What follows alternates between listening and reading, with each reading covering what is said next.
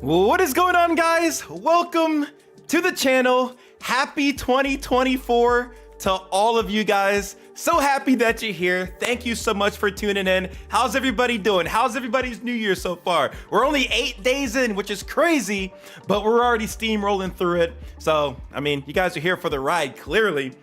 And I know some of you guys in this chat right now, you believe that this is your year. This is your hustle year. This is the year that you're gonna take off. This is the year that you're gonna have everything figured out so you can make your journey with content creation, whether that's on YouTube or Twitch, Facebook, Kick, you know, all the different platforms out there. This is the time to make it happen. I know you guys have New Year's resolutions, but the key is to stick with them long term, because don't expect results immediately, right?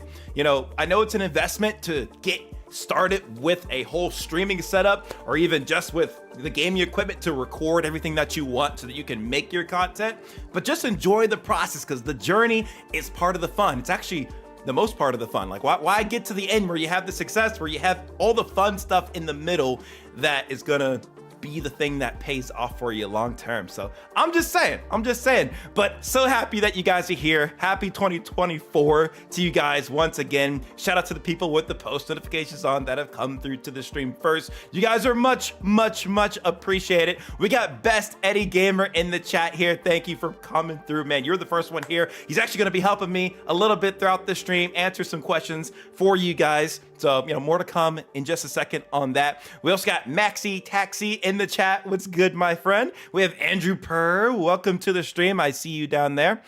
We have Slider12 in the chat. We got Brian. I see Minnie. I see JoJo. What's good? Welcome to the stream.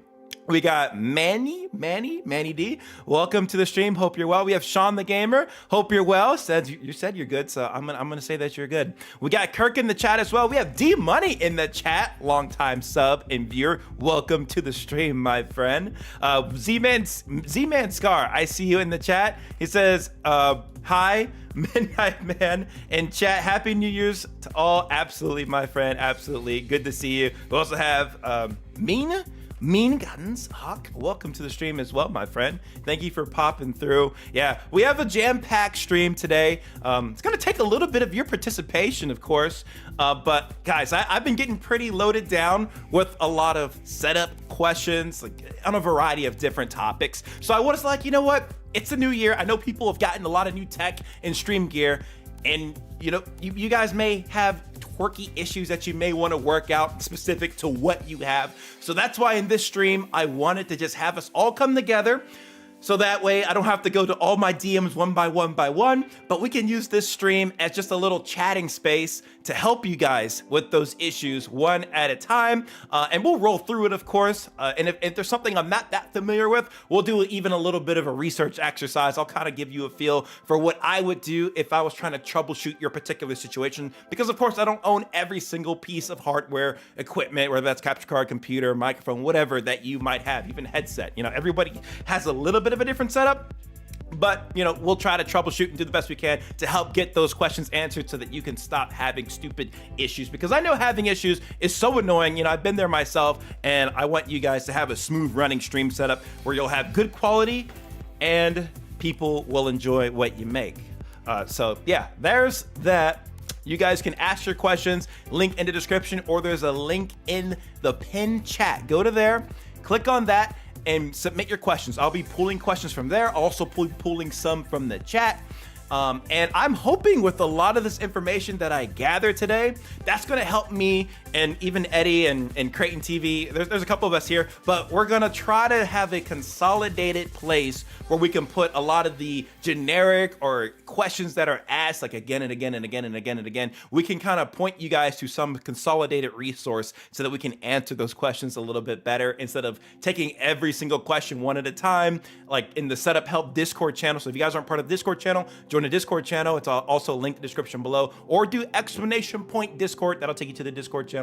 But we had a Setup Help Discord channel in the Discord, and it got too bogged down to where it was really hard to manage. So what I'm trying to do is invest some time into making a full resource catalog so that you guys can go to that resource and be able to see what your issue might be and look at the troubleshooting steps to help you.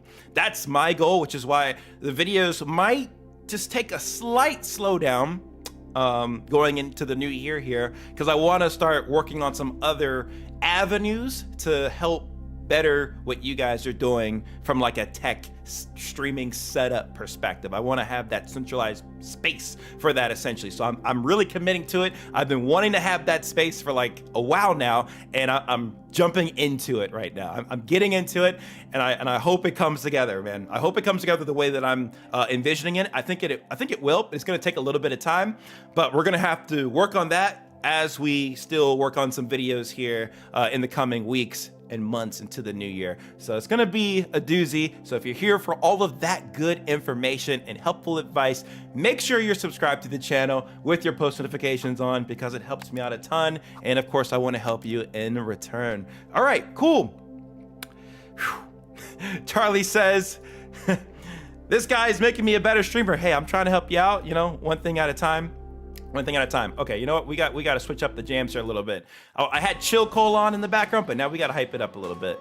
We're going to put some crazier jams on. So I just switched the vibe up. All right, we switched the vibe up. Okay, I'm going to go, pull some questions from the Discord as well as the setup help forum that was linked in the description, linked in the chat. And again, we'll look at the chat as well. So thank you guys for popping through. If you haven't already, hit it with a big thumbs up, subscribe, all that good stuff. Let's get into it.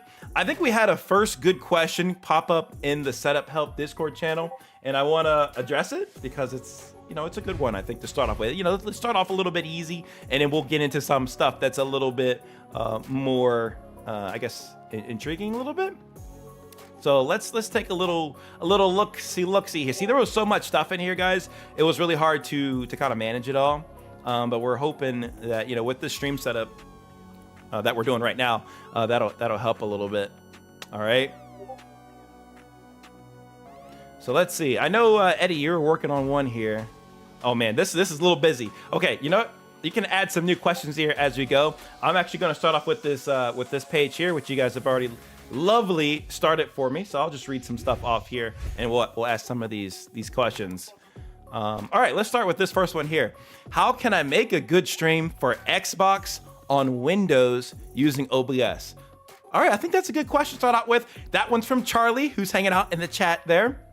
Hey, you don't have to spam your questions. We'll get to them. No need to spam. Don't put it in more than like twice. I will scroll through the chat. We'll get to them. So no worries, guys. All right, so it's not going to matter for this particular question whether or not you're using an Xbox or you're using a Switch or using even a PlayStation 5. It's the settings that he's referring to for making a good stream are going to apply the same. So one thing that I've done is I've actually created this bitrate setup, bitrate guide here. I'll show you guys on stream here. This is what I have. I created this thing to kind of give you guys a little bit of an insight. I know I'm blocking the 720p information, but it's time to stream in 1080p anyways. You don't need to stream in 1080 in 720p. But follow this guideline here. This is the bit rates, at least, that you need to be concerned with.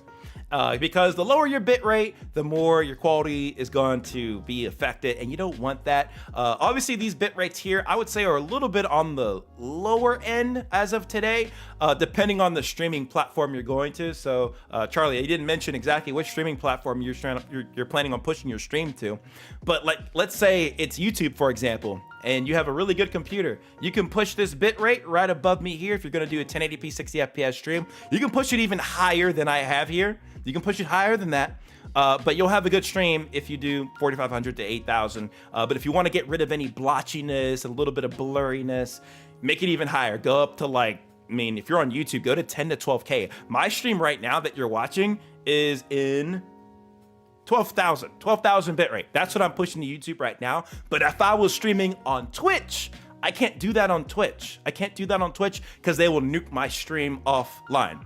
I'm pretty sure that still stands today. You guys can correct me if I'm wrong, but as of the last time I checked, Twitch, even Kick, may knock your stream down if your bitrate is too high, which is why I put these guidelines here. So if you stick, around a 6,000 bitrate, you're gonna be absolutely fine. Now, that's only part of the battle. Depending on what computer you might have, Charlie, you're going to need to set the rest of your settings accordingly. So actually, I have Streamlabs up here just so I can help you guys understand kind of what settings to put in here for the most part. Right now, ignore that. I'm doing 4K for here. Just ignore that. Ignore that right now. And let's just stick with the streaming section. I'm in the advanced mode here. But let's go down a little bit here. Guys, do not spam. I will put you into the void, my friend. Hey, and I can time you out for a while now. 5 minutes, no spamming, bro. Chill. That ruins the experience for everybody else. I don't even want to have this guy's thing on my screen. Okay, I had to do it to get him off. But yeah, chill, man. We're not one question at a time here. We're almost through this one anyways. So the first thing is gonna be the encoder. Encoder is very important. You may have a variety of different encoder options here. Most of you guys, if you have especially an older CPU, you're gonna at least see the X264 option. If you have a dedicated graphics card, you should see your AMD or your NVIDIA graphics card here. I would prefer to go with the NVIDIA graphics card. I would go with something like this.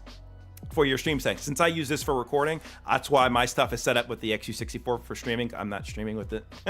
But if you're streaming and you want your stream to hold up, I would use the graphics card, preferably. Use the graphics card. So I would select that bad boy and you'd be good. Some people like using QuickSync, but I've typically seen that on the newer CPUs that are out there, especially like Intel's. So I don't know about the AMD CPUs, but you'll at least be chilling with going with your graphics card, or if you have nothing else, go with XU64. Things will be a little bit more weird if you have to do that. I'll explain that in just a second. But if you do the H.264 with an NVIDIA dedicated graphics card or AMD graphics card, then that's where you can set your rate control, which I just typically recommend CBR, constant bit rate. You're chilling with that. And then your bit rate, follow the guidelines that I just put up on screen just a second ago. These bad boys here, follow the bitrate that I just explained, and you'll be chilling. You'll be good. You'll be good with your quality, and you can set your keyframe interval to 2 if you want, and that's pretty good. And then GPUs, unless you have multiple GPUs, just keep that at 0. Max B frames, it's fine at 2. It's fine. It's fine. But now, whoops. Don't rescale output. Rescale output might be useful for me since I'm doing 4K right now, so then I could, downscale this a little bit. That's crazy from 4K.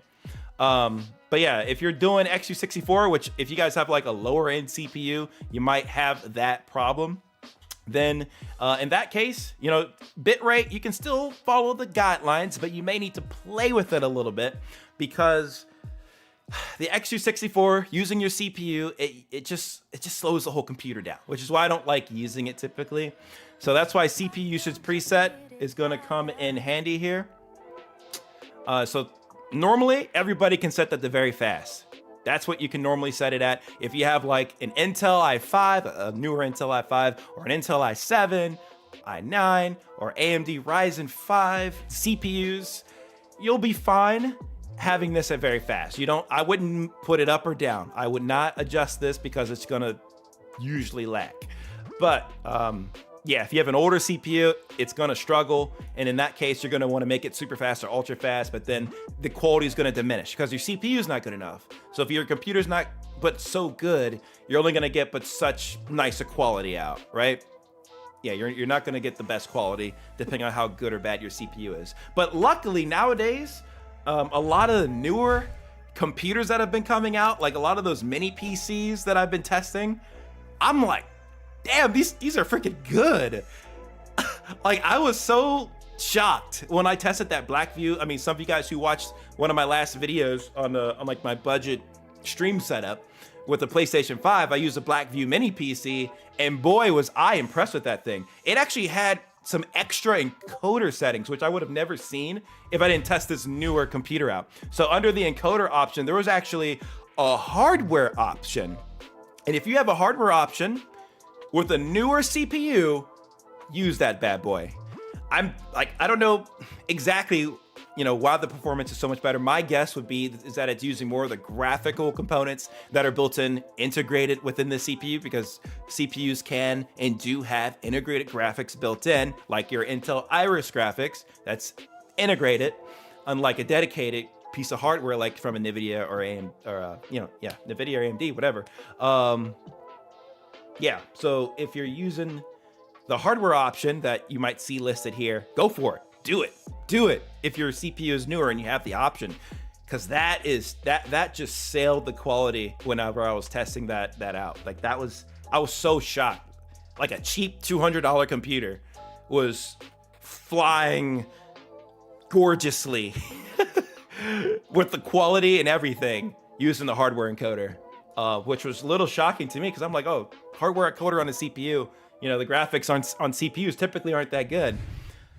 Not in this case, man. We're getting there. We're getting to a much better spot when it comes to these cheap computers, which is honestly pretty shocking and impressive to say the least. So I mean, yeah, I'll show you guys the exact computer I used here in that last video, and I'm certain that computers along the same lines would do the same, like quality-wise. I guess Intel's stepping it up or whatever, but I was extremely impressed. And if you have an Amazon Prime account, or at least an Amazon account, you should see these for even cheaper. These should show up even cheaper than this. But I was extremely impressed with this. Extremely impressed. Like, it was so good. So I recommend it. I recommend these PCs. You can't go overboard with it, of course, because if you start adding a whole bunch of scenes and sources, if you go crazy, it will start slowing down. So you got to keep in mind that you got to keep things to a minimum when using a computer like this. But it will work. I don't recall the exact CPU model that's in here. Yeah, it was a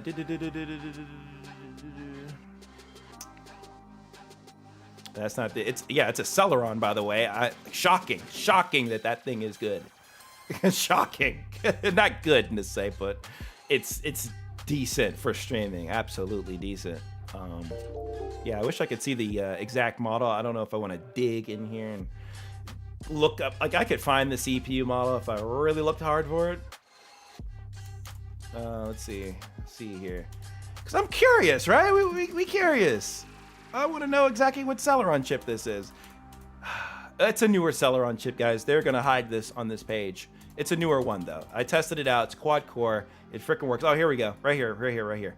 Yeah, Celeron N5095. It's a newer Celeron. It's not a Dookie Celeron chip. Pretty crazy. Pretty freaking crazy, man. So I'm impressed with that. With that ish. Nuts. Right on. Right freaking on. Okay. So Charlie, I hope that helped answer your question. If you follow those settings to a T, you're gonna have good quality. Just make sure your bitrate isn't too low. Don't keep it at 2500, which is the default. That's gonna be some Dookie quality, and I don't want you to have a Dookie stream. You want to have a nice looking, crispy stream. All right? You feel that? I feel that. Yo, let's take a question from the chat here, because I know you guys have been chatting it up a little bit. So I want to take some of you guys that are asking question here and that are not spamming it. So I appreciate you that if you're not spamming. So thank you so much. And Charlie, I hope that's able to help. Let me know if you have questions. Like, give those settings that I gave you a try. Again, I don't know what specific computer you have, but give it a shot, my friend.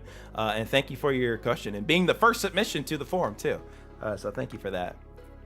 All right, let's see what else we got. Oh, Asher, I'm sorry you're sick. Please feel better.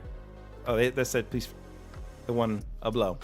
Carboy said they're sick. I'm sorry. I hope you feel better. This is sick season. You got to do so much to take care of your body around this time of the year. It is a struggle sometimes. All right, let me jump up here. Yo, appreciate it. Evil crossover. Thank you so much for the love. Thank you. Hope you're enjoying the videos. Appreciate it. Let's see.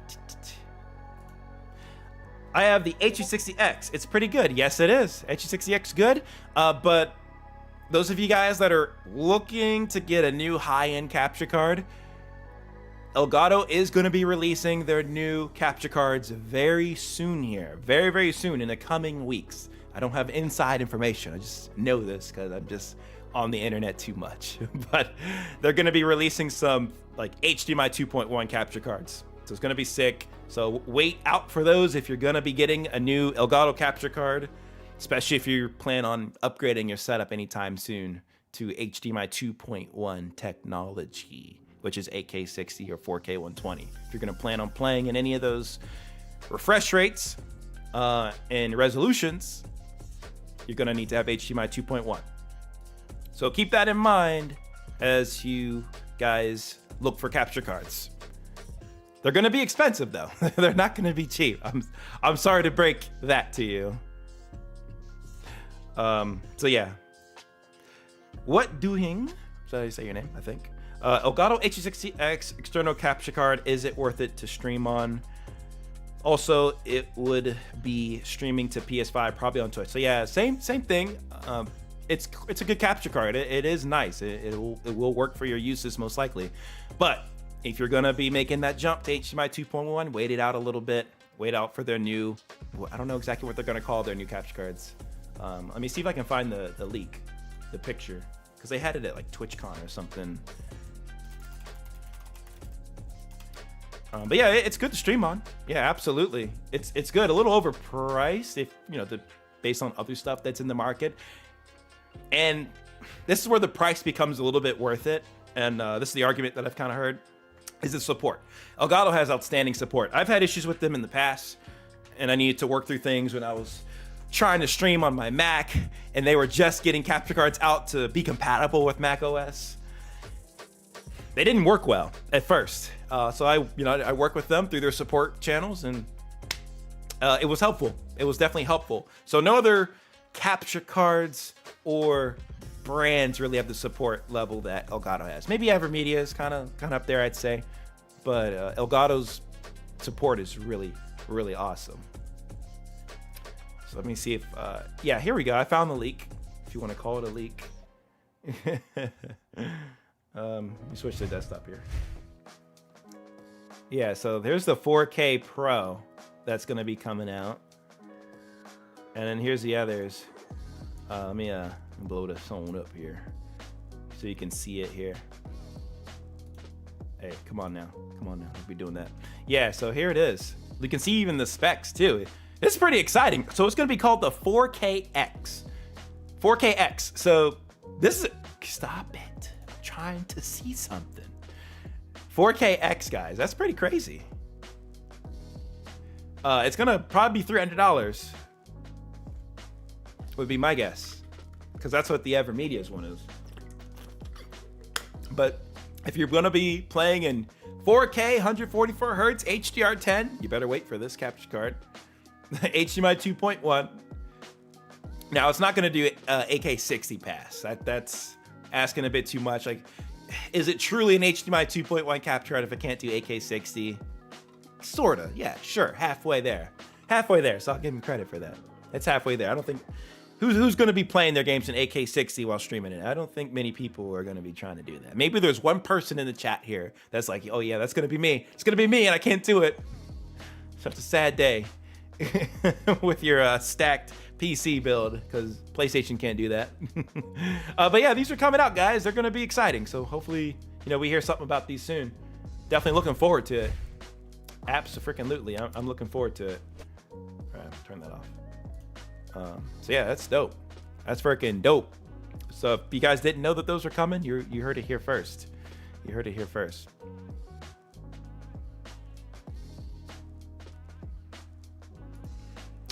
Stream can barely hear my party chat on Xbox. How well can you hear it? How well can you hear it is the first question. Because I know on Xbox you should be able to go into your audio settings or your chat game balance, and you can make your party chat less than the game. You can balance that out. I know that for a fact in the Xbox settings. If you click on the Xbox home button and you scroll over to like the audio tab and you go down a little bit, there should be a balance chat audio balance. So whatever you're hearing should be what's going over to your stream too. That's where that balance should occur. So I would just, I would make that adjustment there so that it's heard the way that you want on stream.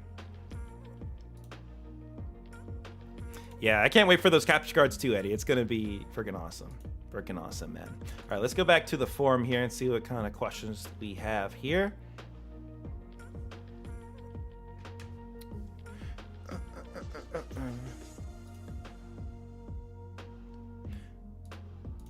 Ooh, this is a loaded question, I think. Should I cover this one now? This one is, what are the best OBS filters for audio input? This one's from Seiki, by the way.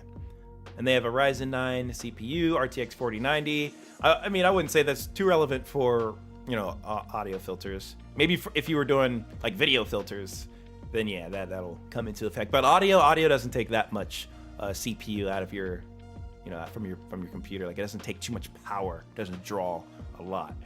But yeah, let's talk about that for a minute. Like, it will vary, right? Depending on what you want to go for. So what I like to have, at least on my audio, and I probably do it more than post than on stream. I should definitely do it more on stream. I don't do it on stream much for my stream audio, because like this microphone here, it just sounds naturally good. Yeah, I could add in some plugins, but I haven't really bothered to do that. But if you're gonna do that, I would definitely add in an EQ, maybe even a virtualized EQ. Those are very nifty to have. There was one that there was on the market a while ago, but I think they got rid of it. So I'd have to find a new virtual EQ for you. But yeah, the one I initially had, they just closed it. Not supported anymore. So that one's done, a done deal. No need to even look for it. No need to even look for that one. Here, I'm gonna show you the desktop here a little bit. And let's say I wanted to modify some audio filters in here. Gain, like I'll go through one by one. Oh, actually, I do have I have one of these plugins in here. Well, that's nifty. That's nifty. Anyways, gain is useful to have if your audio is just too low. Obviously, like so for like the chat link, for example, a lot of the times that audio just comes in too shallow, especially if you're playing through the PlayStation 5, for example. I've noticed that a lot. So it's nice to just crank that up a bit using the gain filter. Noise suppression, this can be useful if you have a lot of noise in your environment. Like you have a lot of fans or you got a lot of people screaming, but I wouldn't go too crazy with the noise suppression filter with this added in. Like you want to be careful with this because it will really make your audio sound a little bit funky. And I like going with RN noise here. That one's a little bit better if you were to add a noise suppression, but careful with that because it can make your audio sound a little bit weird. Now the noise gate will depend on whether or not how high you want your audio to go. So the noise gate will basically be that cutoff limit to where like you don't want your audio to peak, for example. So you can be very controlled through the noise gate. Now, I love the Wave microphone I'm using right now because it does a lot of this stuff automatically without me having to add a bunch of filters into it to hope that it won't peak or it won't get too loud. And what's built in here is, I think it's called the clip gate or the clip gating feature. Let me see here. Because I have audio, yeah, clip guard, not clip gate. Clip guard.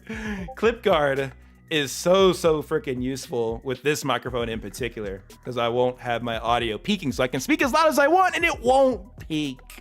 But if I take it off, it's not going to sound very good. It can peak, see, it doesn't sound very good. So this software, so freaking amazing, takes away any sort of like clip guarding or noise clipping features that I don't want to have in my audio. So that's very useful.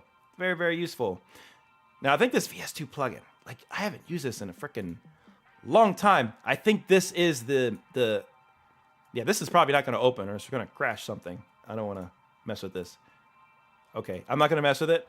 I think this is what the plugin that I had before for my EQ, but it's again not supported anymore. So I'm not even going to bother with it. Limiter also same, similar thing to where you can limit how loud the audio is going to get. So that one can be, pretty nice. I haven't messed with invert polarity. And expander I haven't messed much with either. But yeah. My favorite, at least for audio wise, is always going to be the EQs. I think that really makes your audio sound a little bit better. Like if you can give your audio that nice little U shape a little bit, not too big in the middle, but if you kind of curve it out on the sides in your EQ, depending on whatever EQ you're using, you can really make your audio sound really nice and have your voice pop out more so than without it.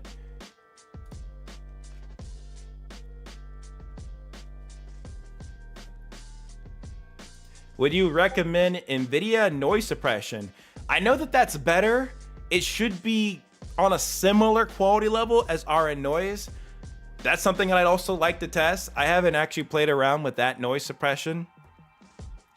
It's tough because I'm not fully in an environment that even needs noise, the noise suppression effect. But if you don't need it, I wouldn't really use any noise suppression because it just makes the audio sound a little funny. To me, I just don't like using those filters. But if you are in a noisy environment, it's worth using. I would definitely use that one, or I would use the RN noise, which is still pretty good. It's still pretty good if you have to use it. But typically, I don't like using any noise suppressions on my audio. That's just me. Maybe in post, I might play around with that kind of stuff. I think in Final Cut Pro, there's a filter that is called voice isolation. And it works in a similar fashion so that it cuts out that little bit of noise in the background. But this sounds like sounds really freaking good when I use this filter. Final Cut just does a great job adding in a lot of nice little effects and features to use. But yeah, most of my audio that I play with is in post typically, but that's another thing that I use. Let me see if there's something else that I use as a part of my workflow here, from a effects side of things, and then we'll move on to the next question here. Yeah, no problem, Seiki. No problem. I actually have 2 videos that I made all about audio that I can share with you if you want. I can throw them in the description. I did one on Mac, and I also did one for Windows for exactly how to make your audio better. Like, again, you're gonna probably have to find a new equalizer, EQ, because the one I think I recommended is old, and I haven't found like a good replacement EQ. Maybe Voice Meter could do that. I haven't played with Voice Meter enough to say if that is the case or not. But let's take a peek here. Yeah, I have an EQ. I have voice isolation, which I mentioned. I actually have a bit of a compressor on my audio on my editing software. I have a compressor going here.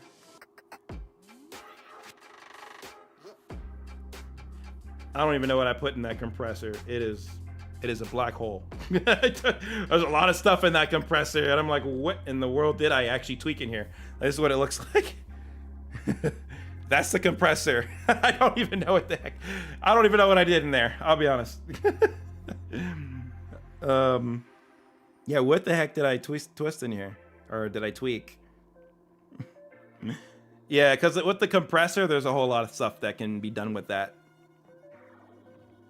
Like your attack. So the attack is like when you speak into the mic, like how pronounced is that? You know, maybe even how loud is it? Yeah, there's a lot of stuff in here.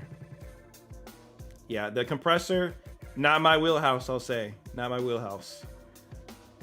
And then I put a gain on my stuff too, on in post, which is something else I just mentioned. Gain's nice if your audio is just too low. But typically that's not a problem for people who are like live streaming. I haven't seen that to be a big issue. But that's like, again, guys, that's why I say this Elgato Wave 3 it's freaking beautiful, as it's just all built in. You really don't have to worry about much at all. At most, maybe add in an EQ plugin for the Wave 3 just to tweak your audio a little bit, and you're really done. You really don't have to put that much on something like this, which is why it's like my favorite. This and Wave XLR, which is the Elgato Wave, but like where you can plug in an XLR mic. Just like brilliant pieces of equipment that Elgato released. Like nobody has released something as good as this. And plus it can integrate with your Stream Deck if you have one of those, which is a lifesaver. Didn't know how much I needed a Stream Deck until I got one. But it's audio with as good as microphones are becoming nowadays. It's like less and less of something you really have to deal with, especially as a live streamer. I think it's like, I get it, there is some importance to it. I think especially if you're making videos in post, but like from a streaming perspective, there's not a lot you need to do. There's really not a lot. I think the EQ is like the biggest thing, I'd say. What's good, Creighton? I see you there, bro. Welcome to the stream. Hope you're well, my friend. Hope you are well. All right, let's see what else we got. Thank you for all these questions, man. These are good questions. You're making my brain challenge itself too, which is good. I want to make sure we're on the ball with this kind of stuff, so I can keep helping you guys effectively. I'm cool to take these questions too, guys. These are good questions. I don't mind taking YouTube help, advice kind of questions either this stream. We're not going to do any channel reviews, but I'll take questions about this kind of stuff. I'm happy to take those. So what do we got from Gamer Galaxy 212? Kind of not a settings question or anything like that, but any tips on getting noticed? Always wanted to make gaming videos stream, but I only have access to remote play to PC options. So when you say getting noticed, or you mean like, you know, being able to grow like your channel a little bit here? Is that kind of what you're getting at from what it sounds like? And from remote play to PC, I mean, that's I think, okay, I know what you mean by remote play to piece. Like you're recording your remote play session on your computer. And that's fine, especially starting out. It's completely free to do that. You don't have to buy a capture card or anything like that, which is nice. But from like a standing out standpoint, it's just really, at the end of the day, it is a grind. So whether or not, you're using TikTok or using Twitter, Instagram, and especially with something like YouTube, it's going to take, effort by posting content and getting better with your content and making it as good as you can with the resources that you have. And a lot of times that can come down to like maybe some good highlight clips that you might post up. Like those are always unique. So one of the biggest ways people grow is through YouTube Shorts. That is at least like an initial way to get your growth going. But eventually it is nice to mix in some long form content so that you can get found there too. But it definitely, it takes time. Like you're not going to just be able to, post a few times and hope to get noticed. That you're going to have to post some unique stuff, unique highlight clips, like things people haven't really seen before. Those are the things. Why did I say it like that? Those are the things that'll get you noticed over time. But it's a consistent effort. Like you have to show up pretty consistently, especially in the gaming niche where so many people are posting a lot of similar things. So it's a process. But that doesn't mean you should give up either. Like work with what you have right now, and once you start seeing a little bit of growth, then you can update your setup.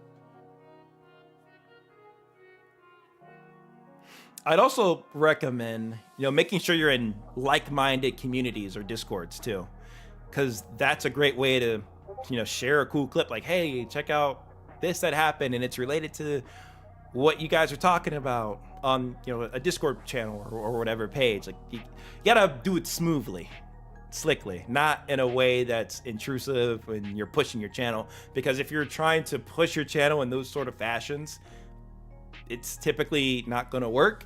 And if you do get subscribers from that, they're usually dead subscribers. So you want to get organic growth.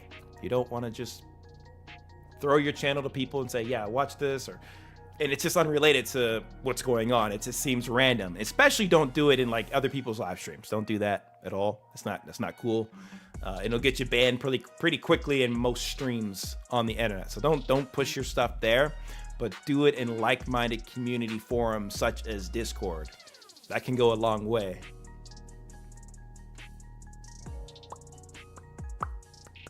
Appreciate it, Eddie and Creighton kind of helping with the questions that I'm not able to see in the chat because it's, can't hit every question, but trying to hit as many as I can here.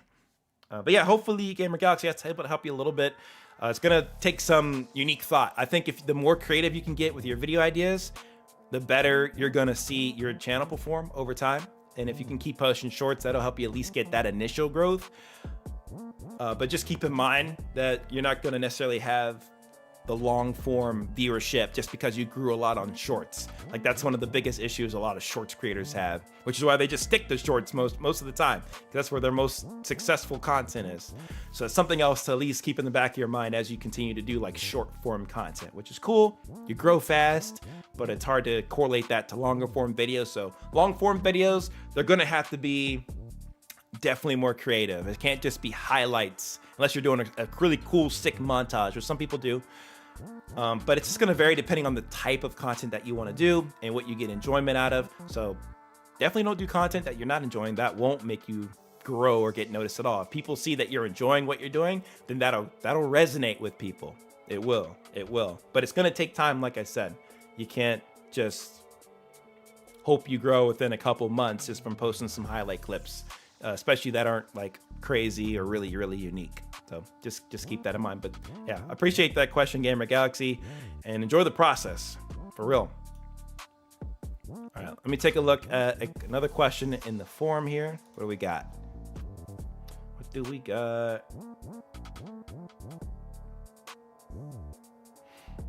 Ooh,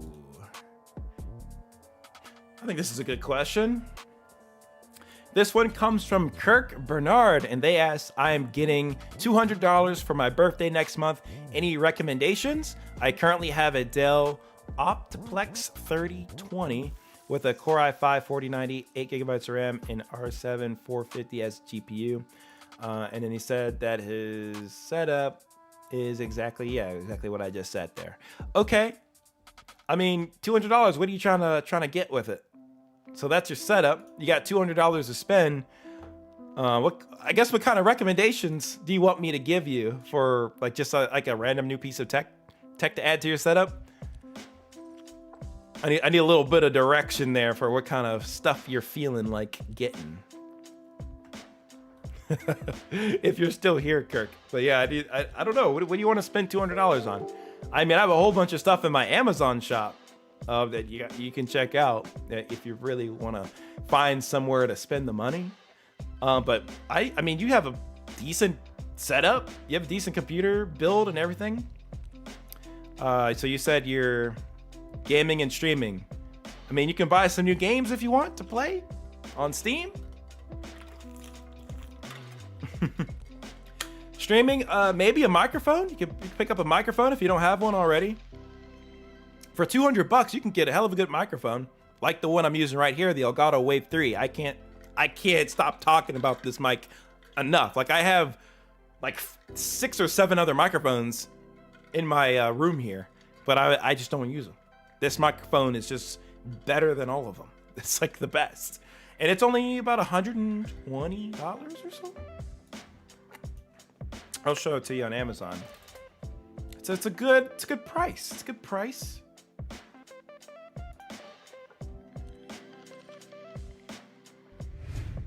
Is this bad boy right here? Elgato Wave 3. So that's $130 you can use up right there. If you don't have a microphone, I highly recommend getting a microphone. What else could fit within there? Because that's a beast. Ooh, this thing here. Do you need good lighting? If you need good lighting, Elgato key light is amazing. It feels like I'm a sponsor for Elgato, but I'm not. I just love this key light. It's amazing. I'm using it right now, and it's brightening up my face like perfectly. I just love it. I just really, really love it. I didn't realize how much I needed a nice piece of lighting equipment until I got that. And I'm so impressed with it. It's expensive though, but it's really, really cool. Otherwise, you could pocket that $200 and wait for a new capture card to come out.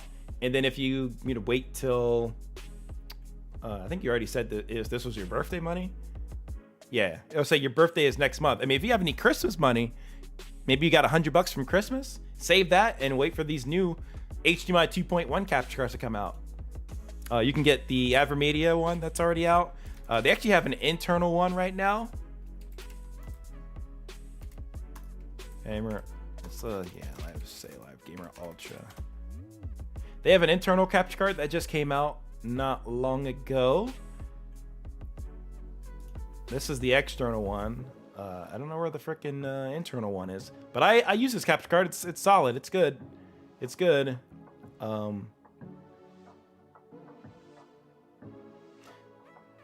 maybe the internal one's on their site because I'm not seeing it here. But yeah, you can put that into your computer and future-proof yourself from like a capture card perspective. Let me go on their website. Let me tell you which one it is, but just so you don't buy the wrong stuff if you're actually gonna spend your $200. But this is gonna be like a little bit more. It's gonna be like $300. Where the heck is the internal one? Might be under a different name, honestly.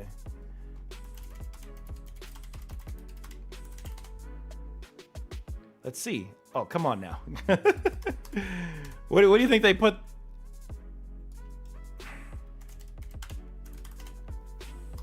Don't be playing with me. Are you serious? Did they take it off? Is it sold out? It might be sold out. All right. Well, if that's the case, just wait it out. I would keep your money. Outside of those couple things I mentioned, like you have a good computer setup. Like I think you're fine. Like bro, you're running a 40 series. I think you're cool. You're chilling. Maybe get a microphone, maybe get that lighting, and maybe an HDMI 2.1 capture card in the future. That's what I would do if I needed to get a new piece of equipment. I don't think is there anything else within that price range that would be kind of worth it. But microphones are always worth it, guys. Always worth it, especially if you don't have a great one or you're using your computer mic or something like that. Like, you got to have nice quality audio. Hey, no problem, Birdie. Happy to help. Videos help me learn so much with my current setup. So much. Thank you so much sharing all of this. Hey, no problem. No problem at all. Happy to help. Thank you for coming through to the stream. Kip Lane asks, can you give recommendations for a setup for a 13-year-old streamer plays Xbox Fortnite? Okay. I don't know what your budget is, but I mean, for a 13-year-old, you probably just want to keep it simple, right? So the thing is with the Xbox, it's like if you're going to stream to Twitch, that's pretty easy to do right from the Xbox itself. You don't really need to do too many crazy, funky setups. But if you want to kind of expand your capabilities in the streaming space, you can definitely get, I would say, a reasonably affordable laptop. Like if you're gonna be streaming with a laptop or just streaming with a more custom setup in general, you're gonna want to have a laptop. I always recommend going with like a gaming laptop. Those ones always work the best. Now, I did recommend some pretty budget options earlier in the stream, like the Blackview Mini PC. That one's pretty good. I actually tried it out myself, hands-on. It was great. It worked. Like, should you save up for something more sustainable? I would say, yeah, I would do that. But it's fine. It's fine at the same time. But if you have a little bit of extra funds, you could get your 13-year-old a full-on gaming PC if you think they're mature and ready enough for that, to not break it and to actually respect it and take it on. But it sounds like they're more so just gaming on their Xbox. So I would think a gaming PC would be a little bit overkill. But you're still going to need a decent computer to kind of get you on your way. I like these kind of options here, like the Acer Nitro 5. Actually had that one for a little bit of time. I used it and it was a beast of a computer. Now, it is a gaming laptop, but it's not a gaming laptop computer that completely breaks the bank. It's a pretty good one for streaming, at least, I would say. And all of these computer recommendations I have here, they're in my Amazon page. So if you guys want to check them out, you can. But these are my recommendations. I'm probably going to update these a little bit too, as Amazon keeps like flushing new things out and putting them in. So I'll make some tweaks to this as well. Now, the Gateway laptops are actually pretty solid. Probably the cheapest I would go. This I know has 1-star rating, but just take the example as like a good Gateway laptop with like one of the newer Intel processors. So if you're looking at, what do we have, I'm thinking this one was like 11th gen. I don't know why this guy completely slammed this laptop, but yeah, Gateway, they've been releasing some decent quality computers with that has the quad core CPU, and it's even running off a solid state drive. Like, this is a fine computer. Like, this will do what you need for streaming and recording, and it's relatively budget friendly. And people who have asked me about it, I've said, yeah, it'll work. It'll work. Is it like the best thing? No, absolutely not. It's not the best thing. You're much better off saving for a gaming computer or a gaming laptop. Like, it'll serve you much better. But the Gateway laptop will do you well. Even this one here, I shared out a little bit ago. These don't get that much notoriety, but like this one's unavailable right now. That's unfortunate. So I got to remove this one from my list. But yeah, some of the Gateway computers are actually not bad. I don't think you got to pay attention to the specs here if you're going to look up Gateway laptops. So like this one, I would not get it all. Dual core, stay away from anything dual core. Just stay away from it. But if you're looking at a laptop and you see quad core, it's like an Intel i5 or AMD Ryzen 5 or Intel i7, those kind of things, then you're going to be okay. You're going to be okay. Just make sure it is not a dual core. This will sink you, hook, line, and sinker. Like, what's crazy is that last computer that I showcased on here is actually has better specs than that laptop we just looked at. This has better specs.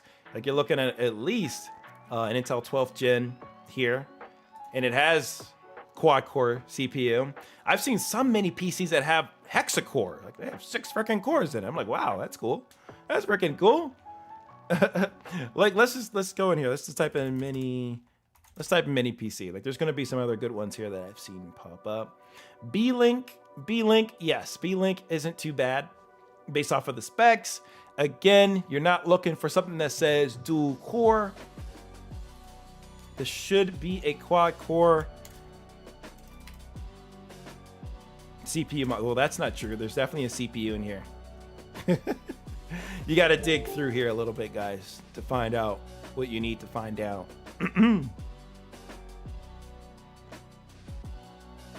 Yeah, 4 cores. 4C. 4C. That should be your 4 cores. So yeah, do not get a dual core, for the love of God. Don't do it. Just get anything. You can get anything cheap. Get anything cheap that you might find. I recommend the gateways. Those are good. Or any of these mini PCs if you're on a budget. If you're not going to get a gaming computer, that is. Or a laptop, gaming laptop computer. Go for something that just says quad core in a newer CPU, like 11th gen, 12th gen, Intel i5, Ryzen 5, Intel i7. Just go for that. You'll be okay. Just stay on the newer side of things, guys. Stay away from the old stuff, and you'll be okay. Those old CPUs will hook and sink you, or anything dual core will absolutely sink you. What about a M2 MacBook Pro? Beautiful, beautiful. I don't think it's really worth the money right now for an M2.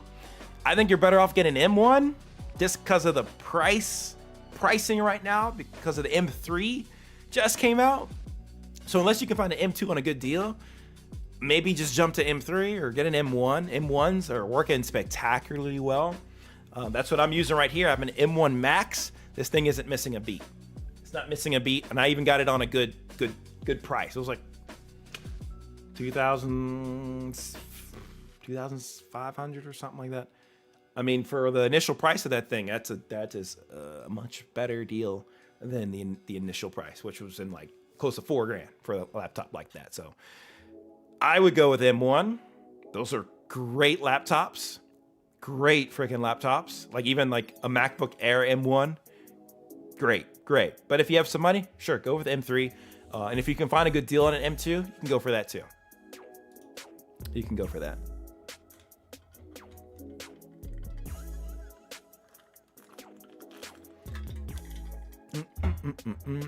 What do we got here? Can I connect my A50s through HDMI adapter for PlayStation 5, but for my Xbox? Xbox, you should not even need it. You shouldn't need it. The only reason why you need it for the PlayStation 5 is because they only allow a single audio output at a time. Xbox, they allow multiple audio output. Like I can plug in a pair of headphones into the controller or connect via Bluetooth or wireless, and I'm gonna still have that audio go over HDMI. So you don't need to have a funky setup like you have to do for the PlayStation 5 for the Xbox. You don't have to have that. Just plug it in normal, and then just have your audio should automatically go over HDMI from your Xbox to your capture card to your computer, and you'll be good. PlayStation, on the other hand, doesn't work like that.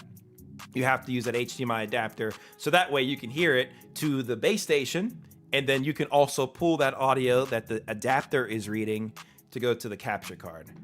That's why that little doozy of a thing is, it's brutal. It's brutal to work with. It's annoying, actually. This is the setup for it. I just have a little mod. I'll pull this off the screen for now. Yeah, this is what the setup is for PlayStation. It's a doozy, and you don't need to do all this for Xbox. Xbox actually makes it a lot easier. Just hook it up like normal. Just do a normal setup. But if you're on PlayStation, you got to do it like this. So that's just how it is. But you should be good. Get an M3 if you. Yep, do the M3. Do the M3. Get that M3. Man, how much are those right now? I haven't looked at the prices. You're getting me curious. Second mic for if you're using the A50s. No. Oh, no. You do. You still need a second mic. Yeah, you still need a second mic.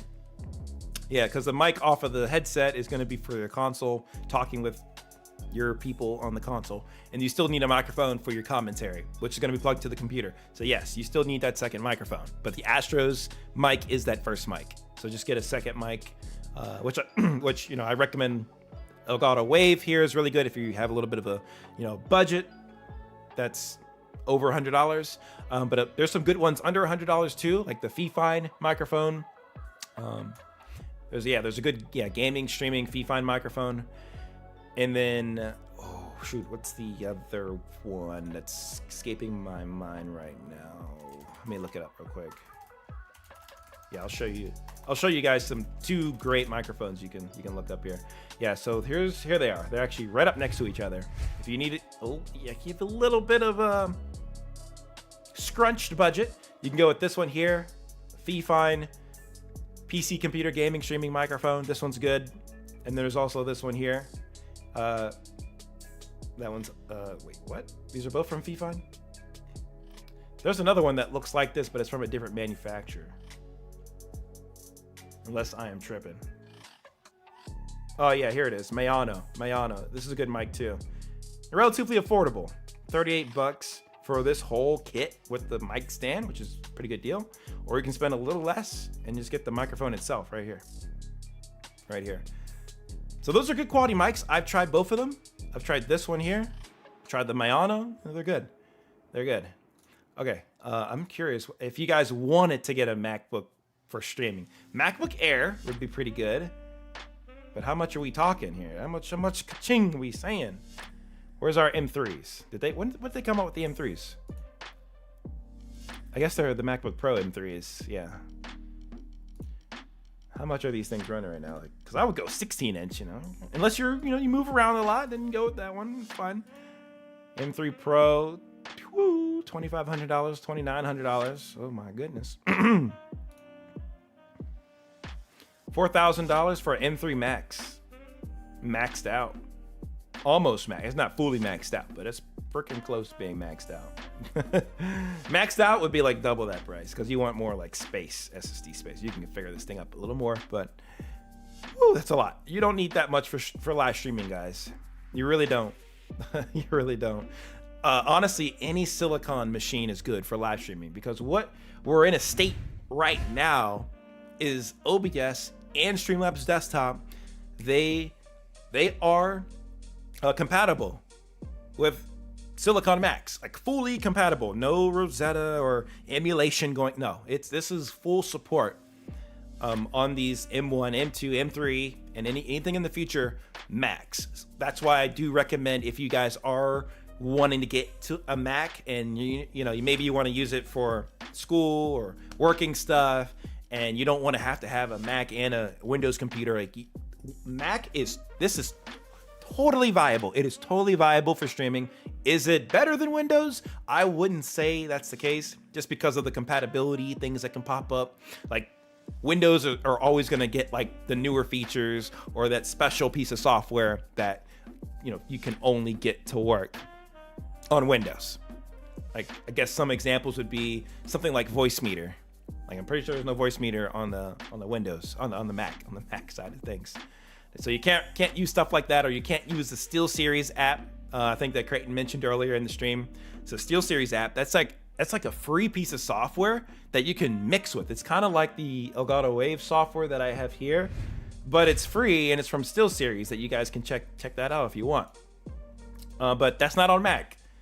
You have to use some other stuff on Mac, like the ground control cache. Ground control cache is pretty good on Mac, but like everything doesn't seamlessly integrate as nicely, it seems, as Windows, which is maybe one of the drawbacks of Mac. But like it's very, very viable. It works really well. It's fine for like your general streaming. You can stream games. You can do all that stuff. It's good. It's good. So don't be shying away from Mac if you really, really want a Mac just because of that. It's absolutely viable. Just get a silicon machine and you'll be okay. Yeah, yes, you can do this. You can absolutely do this, the boot camp. That's actually what I did for the longest time, even for streams on this YouTube channel. I always would take my MacBook and then I'd switch it to Windows using Boot Camp on my. It was an Intel Mac. You can't do that on Silicon. But yeah, I mean that worked pretty well. It worked, but kind of annoying because I always had to restart my Mac and always load up the Boot Camp. It was a hassle, but it worked. It worked. It did okay. It did okay. So yeah, you could totally do that if you have one of the older Macs. Absolutely. Absolutely.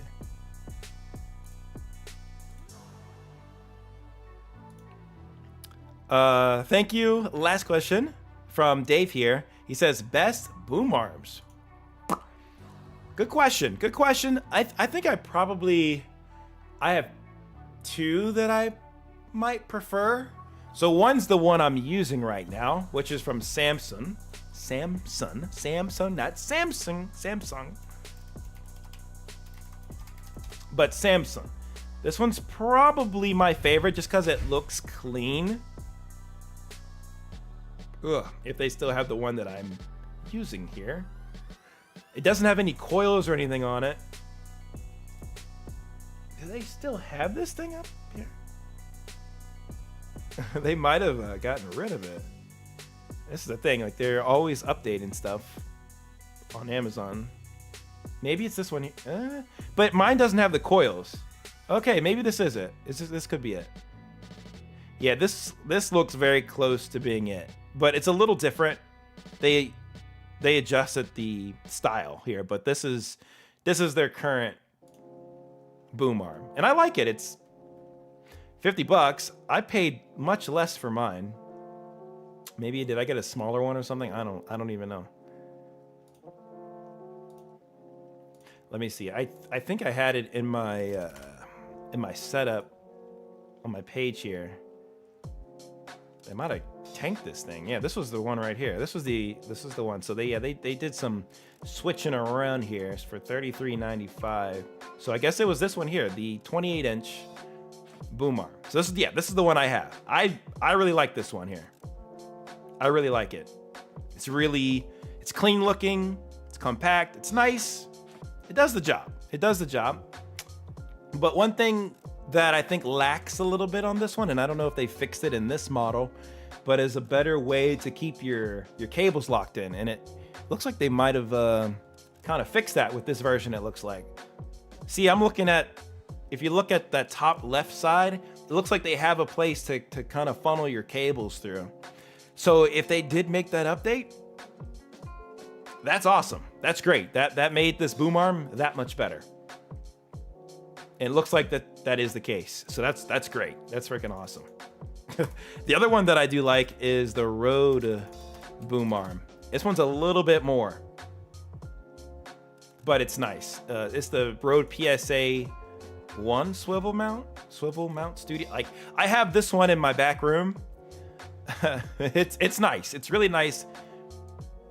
And this also has a set place to put your cables to funnel those through cleanly.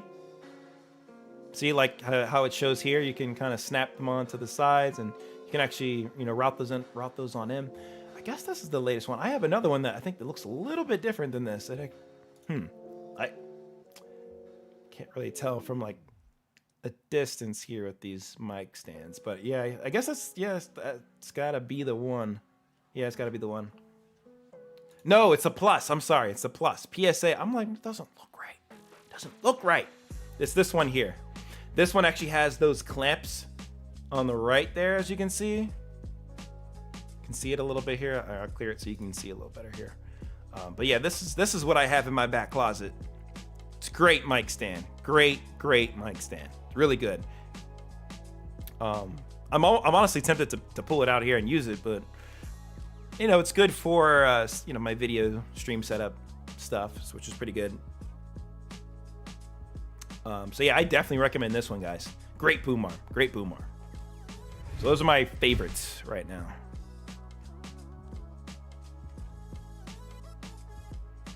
Let me just see if I miss anything in the chat.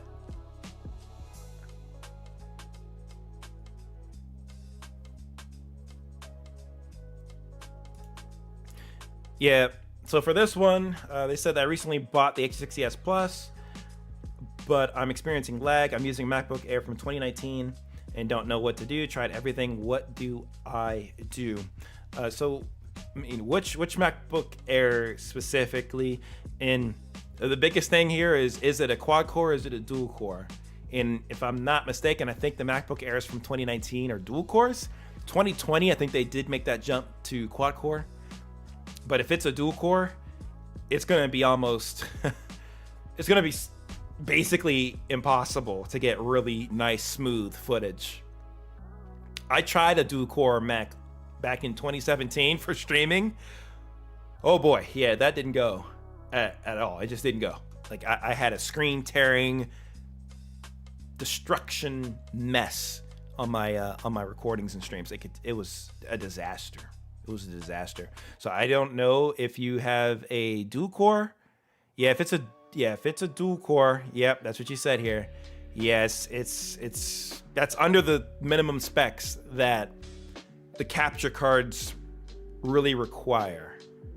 So you're gonna really be struggling with this forever. Even if you get a capture card that maybe has a lesser requirement, once you start trying to stream with it and do more strenuous tasks with your computer, it's gonna end up lagging. It's gonna end up causing issues.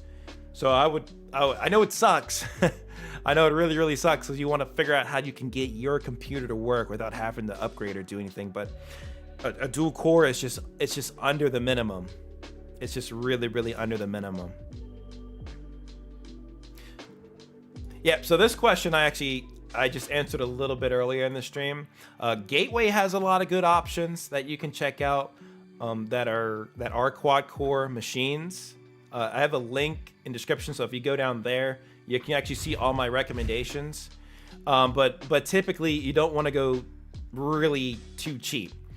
Like the Acer Aspire 5, that's all right. And these Gateway ones, that's honestly the cheapest that I would go. I even talked to some like expert PC people about this, and they were like, yeah, if you want the cheapest thing that you can really go for a laptop, that is, would be like a Gateway laptop that I just showcased there. I think this one would probably, let's take a look. This one's $500. I don't know what your price range is, but you're gonna want to have something with a quad core CPU in it, and a Ryzen 5. That's a pretty good one. This is saying, oh, it beats the i5. Okay, that's cool. Yeah, you're gonna be fine with something like this if you get it. Why does it say Ryzen 5 up here and then Ryzen 7 down here? That makes no sense. Like, okay. Cool. That is questionable, but quad core, let's hope. And I would go with probably what's in the description up there with what the CPU is. But yeah, this is the cheapest, the absolute cheapest I would go. And just, again, don't get anything that could be a dual core. This one looks like it might be a dual core, but like you have to dig in here a little bit and actually look at the CPU. You can just, this is what I would do if I was in your shoes right now, thinking like, okay, what's the cheapest laptop I could get? So I know Gateway, it's a decent option if I really, really want to go cheap, well, which I wouldn't personally, but if you're tight on money, you really want to stream and have a custom setup, you can check these processors out on Intel's site and see. This has 2 cores. You want to stay the heck away from this. Stay the heck away from it because it's gonna cause you the same issues that you have right now. So look for something that's quad core. So that's a no-go. That one's a no-go. Maybe this one here. Ooh, this looks shiny. It says Ryzen. Quad core. Boom. There you go. Ryzen 5. This will work. And it's only $330. I wouldn't go any cheaper than this, guys. No cheaper than this. And I would still look up the exact processor here just to kind of see how old is it. Because you definitely don't want an old CPU. But if you can get something newer CPU, you'll be chilling.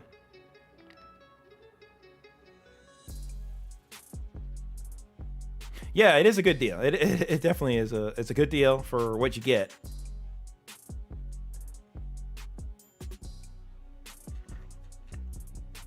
It's like hiding the CPU name, CPU model. Let's go here. Don't be hiding stuff. That is not enough information. Come on. Come on now. Don't even.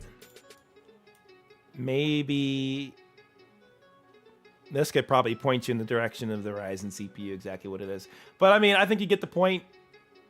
You dig a little bit on this stuff, but this one in it by itself, you know, it should work pretty well.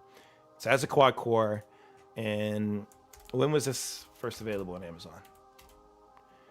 December 30th, 2022. That's not too bad. Not too old. Not too old. So I would take a chance on that one. And then, you know, one other thing, any mini PCs, Blackview mini PC is pretty good. And also the B-Link one is pretty good. These are, I tested these hands-on. I believe it was this one here, the MP60. This is the one I tested hands-on. It worked very well. And it's only $260. You're gonna have to get a display with it and a keyboard. So that's gonna basically bubble up to the price of that laptop. But it's good. It's good. It's good mini PC, and also the B-Link is good too. So that's the cheapest, guys, I would go. Cheapest. I would not go any cheaper. I don't think it can get any cheaper than $200. But at least you're getting a decent CPU and you can work with it. You can work with it, use a hardware encoder on the newer CPUs for your settings, and you'll be chilling. And that'll pop up in here. Output encoder here. You should see something called hardware encoder. So you can choose that, and it works pretty well on those newer CPUs. Not the old ones. The old ones, that's gonna spell trouble. But yeah, the newer ones, you'll be chilling. You can just select hardware and get your bit rate up to like 6,000. You're chilling, guys. You're chilling, absolutely chilling. So things have gotten cheaper nowadays to be able to stream and record, which is nice. Very, very nice. Yeah, anytime. I got you, brother. I got you. That's why we're having this stream right now. Let me check Instagram and see if anybody's like, oh, I can't make the stream and I have questions or something. Because I got so many questions on Instagram. Like I literally just can't go through it all. So I'm hoping some of you guys that would be in the in my Instagram chat, hopefully this is helping you thus far, because I have like over 30 requests, and 30 requests altogether, and people replying. It's just becoming a bit unmanageable. So I'm gonna try to do these streams a little bit more often, so we can, you know, help you with some of these questions here and there. Okay, let me go back to our forum and let's see if there's some questions here that I haven't answered that might be of help to you guys.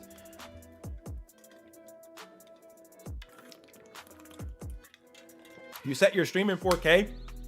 Ooh, that's beefy. That is beefy. I'm assuming you're only streaming to YouTube because no other platform is going to let you stream in 4K. I don't know about Rumble. Maybe Rumble will let you. I haven't played with Rumble before, but I don't know of too many sites that'll let you do 4K. That is thick. Yep, exactly. Yeah, it's become a little bit too unmanageable. But that's why I'm working with the mods on this channel, and we're gonna try to have a nice consolidated place to put all of this information. So for those of you guys who didn't tune in at the beginning of the stream, I just mentioned that we're just gonna have like a resource hub or something that I can put up to where you guys can look at frequently asked questions that I've seen throughout the years on this setup stuff. And you guys will be able to read through that, click on the thing that you wanna know about or try to troubleshoot, and we'll have some information and resources there to help you. And then I'll also offer probably like a full stream setup help, one-on-one thing that you guys can schedule with me if you want. So that'll be something later down the line. I'm working on it behind the scenes. It's going to take some time. I'm not going to spoil everything that's going to come with that.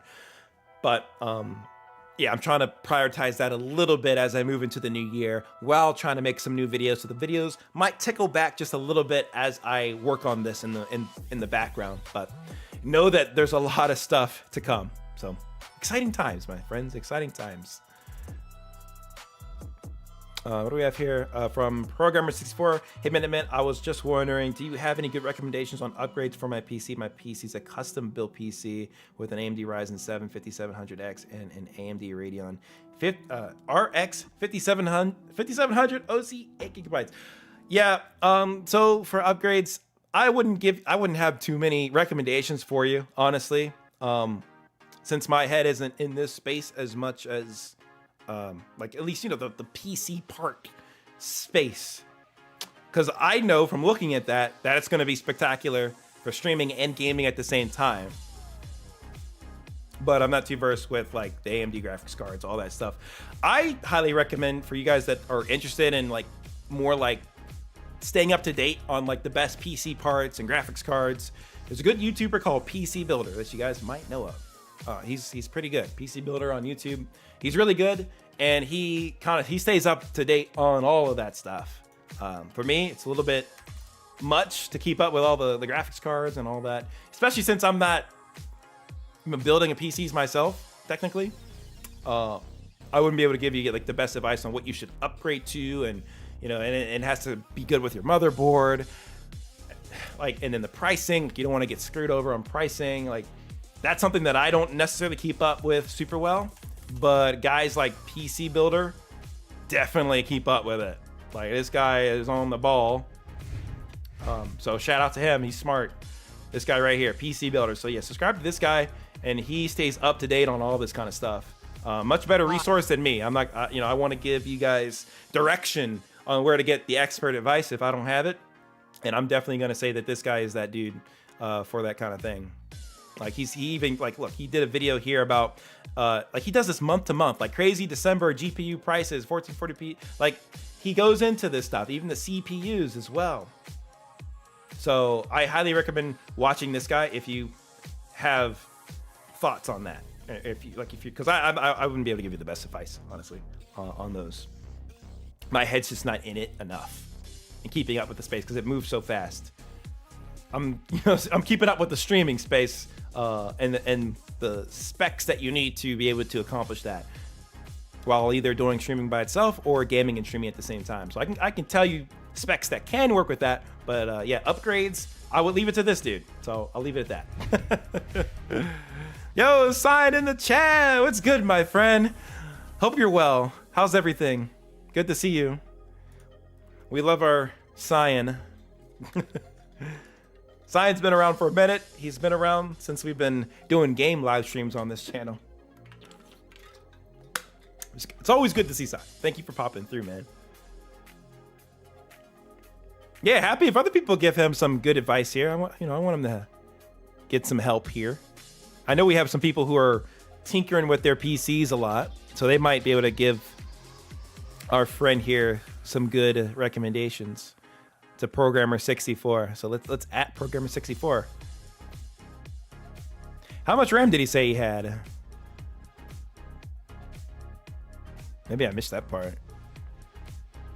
Oh, he only has 8 gigabytes of RAM. Yeah, I see that at the end. Yeah, that's not a lot of RAM. I mean, 8 gigs will work, but like, you want to go more. I would go 32. 32 to 64 would be nice. Yeah, I think his graphics cards are fine. Like, with those specs, I mean, you could go 7000 series for your AMD stuff, but like, is it necessary for what you have to think about that for yourself? It depends on the games you're playing, right? It depends on the games you're playing. Probably not. Like, you have a good enough CPU, you have good enough graphics card. Like, I don't think in my book you really would need to, but if you really want to know the technical things that might be, you know, wanted by yourself for an upgrade, then yeah, I would go to this PC Builder guy, because he would give you the scoop on that kind of stuff. But yeah, more RAM, I think I'd agree with that one too. Go for 32 to 64, man.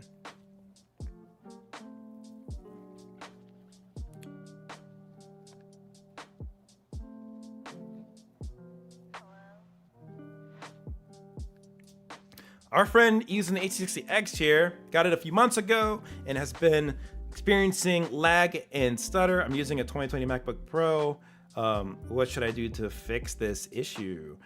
So 2020 MacBook Pros should have the quad-core CPU in it.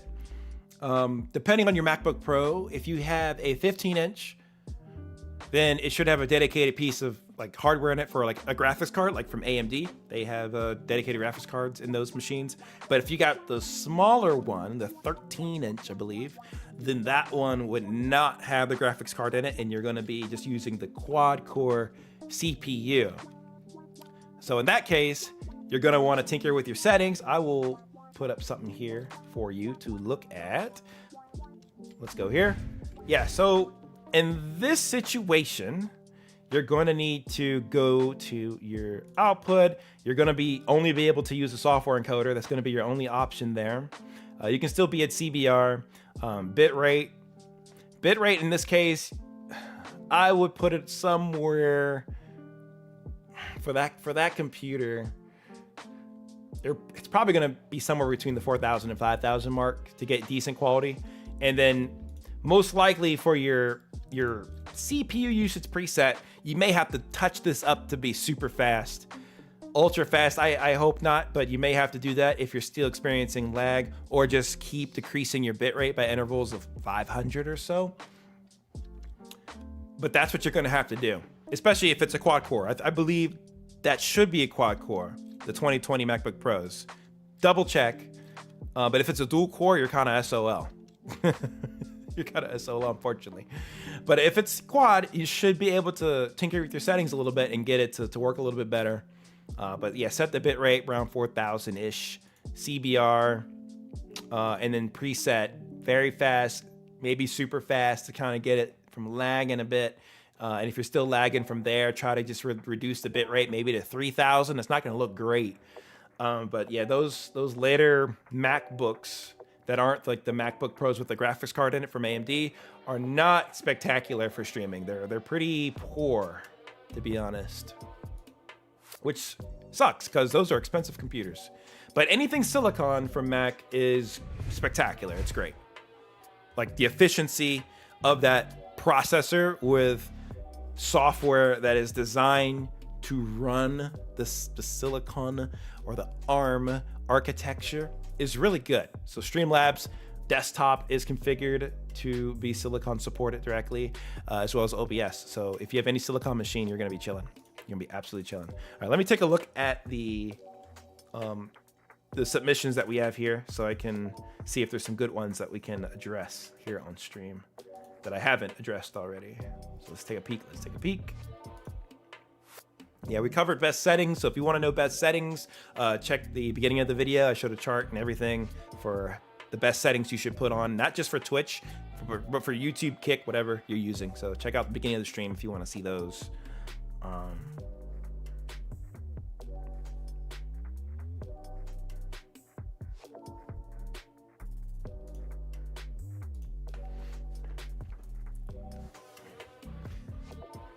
How to build a budget setup, please give me tips.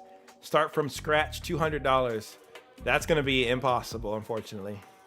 Like the computer itself is gonna run you $200 or more. And then you still need a monitor, you still need a keyboard, you need a mouse, and then you don't need a webcam, but then you need a capture card. So once you get all those couple things, you're gonna be at least probably around 350 to 400. So I would say like the most budget stream setup you could possibly have is gonna be about at the $400 mark. And like you don't even have lighting. You still don't have lighting, and lighting's gonna cost you about $30 to $50. But if you don't want to, you need a microphone too. So if you don't have a webcam and you don't have a lighting, and you just have your computer, the monitor, and the keyboard, cheap keyboard or cheap laptop for like $300 something that I showcased the Gateway ones earlier.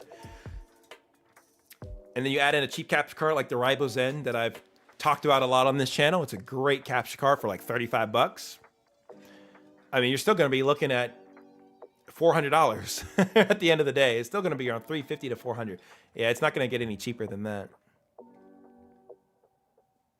Oh, it's okay. Oh no, you have the membership sign. Thank you, bro. You got it, my friend. You got it.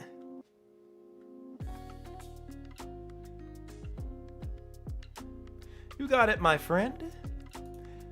What makes a bigger difference on a single PC stream setup? CPU, GPU, RAM, And what would you recommend as like minimum specs for not crappy stream? The biggest, let's see. I would say the biggest difference that you're gonna get, it's a good question. You'll get a noticeable difference if you have the GPU. I would say that's the most important thing you want to have if you're going to be using a single PC setup, especially if you're gaming and streaming on the same computer. You're going to need a really good computer. I think some people, like depending on the intensity of the game that you're playing, will play on the graphics card and then still stream off the CPU, but you're going to have a damn good CPU to make that happen. But you're gonna need both. You're gonna need the CPU and GPU as they really work together, especially for a single PC setup. Like for example, if I'm streaming on my computer right now and I only had a CPU and I put everything on that, and then it's just the whole computer is just gonna be so slow. Like I wouldn't even be able to share with you guys the things that I'm showing on screen, like the things from from the Amazon page here. Like I wouldn't be able to show any of this stuff. Like my computer would be like stuttering. It would be like it wouldn't be able to play.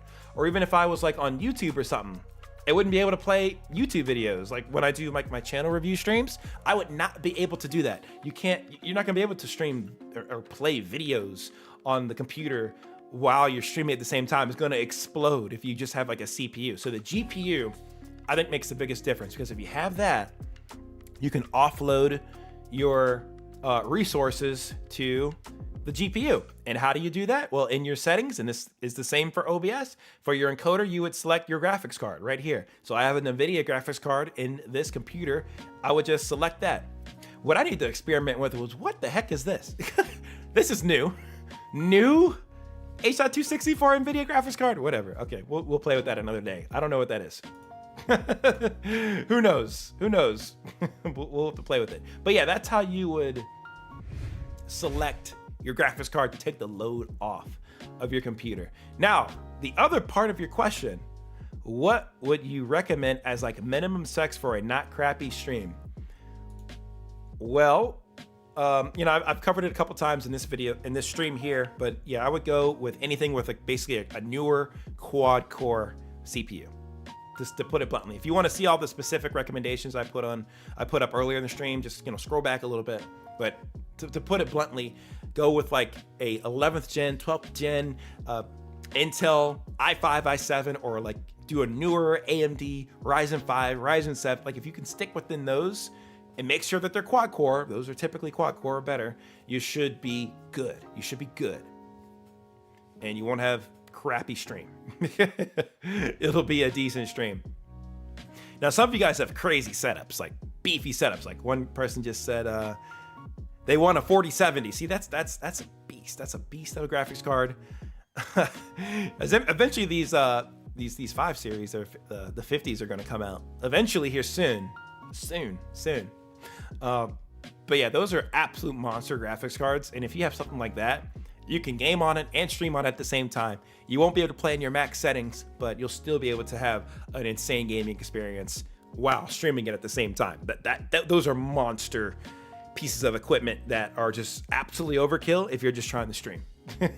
Those are for legitimate gaming. You want to have your ray tracing going. You want to have the best graphics and frame rates possible. That's another level to a PC setup. But for streaming, quad core, you'll be chilling. Yeah. You'll be fine. That's fine. You'll be fine with that. That's not too bad. Actually pretty good. 37 Ti, yes, more than fine. So if you're looking at any specs like that, you're gonna be good with streaming.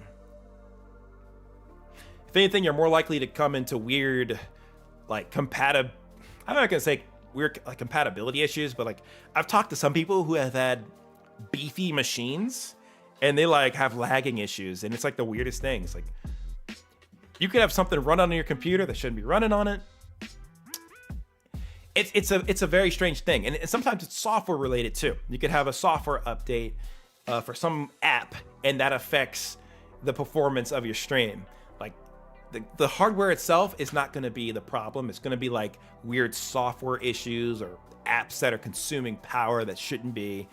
That's going to take a bit more of like a management level, like in your task manager, to see what the heck is going on, or looking at bugs. Like that's why a lot of the time so many people do not update their OBS, or they don't update certain softwares. Certain software. They don't update certain software on their computer. In the case that there's an issue, there's a bug, those can bring streams and your quality to its knees. But if you're just looking at hardware alone, you're chilling. Absolutely beast equipment there.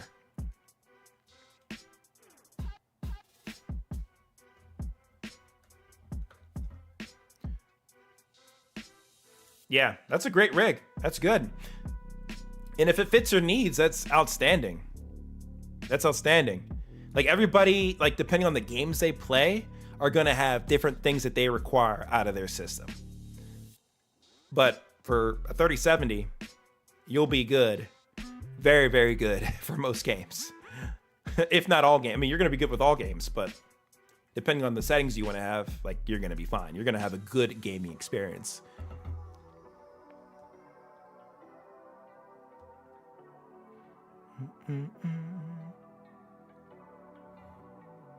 Yeah, anytime. We'll definitely be doing more of these in the future, as well as the channel review stream. So, you know, we'll be here for it. If you guys are enjoying it, make sure you hit the stream with the big thumbs up. Also, subscribe to the channel if you're new around here. Let me know you guys want to see more of this stuff. So, you know, hit that thumbs up button. Yeah, definitely watch the replay, Donna. We talked about a lot. We've been on the grind tonight. No jokes. Oh, you good, Creighton? You good, my friend? You good?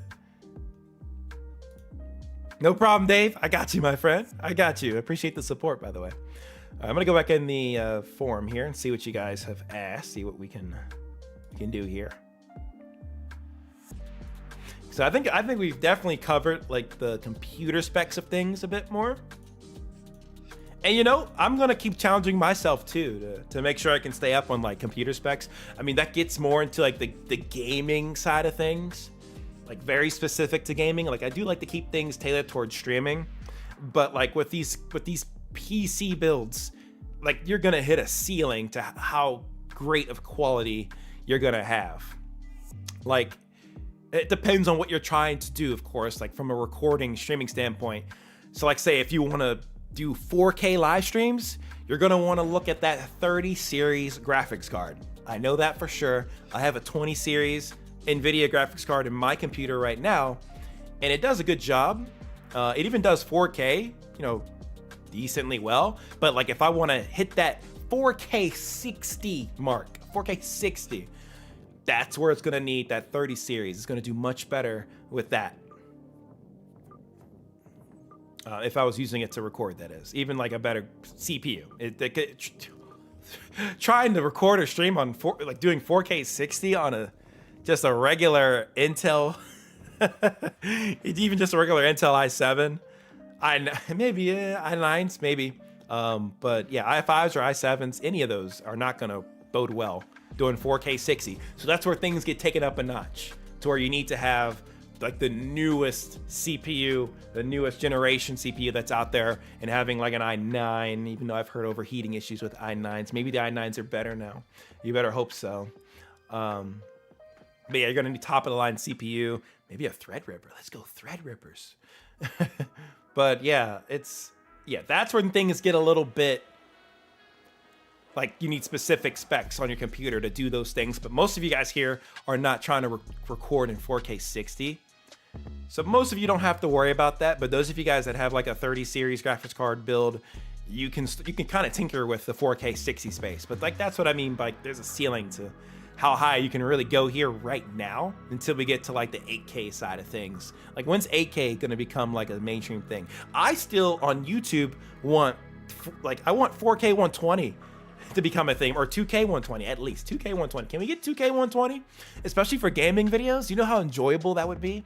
Like we already have phones. Our phones can do 120 hertz. Like it's time to do it.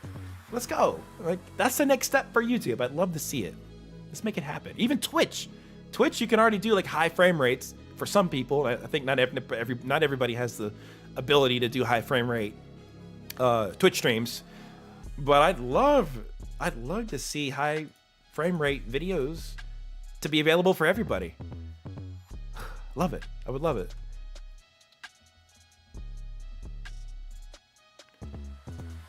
Probably your settings, CP films, or your computer. It could be the computer or a mixture of both. Like if you have a dual core, like I've been saying all stream, like that's not gonna bode well.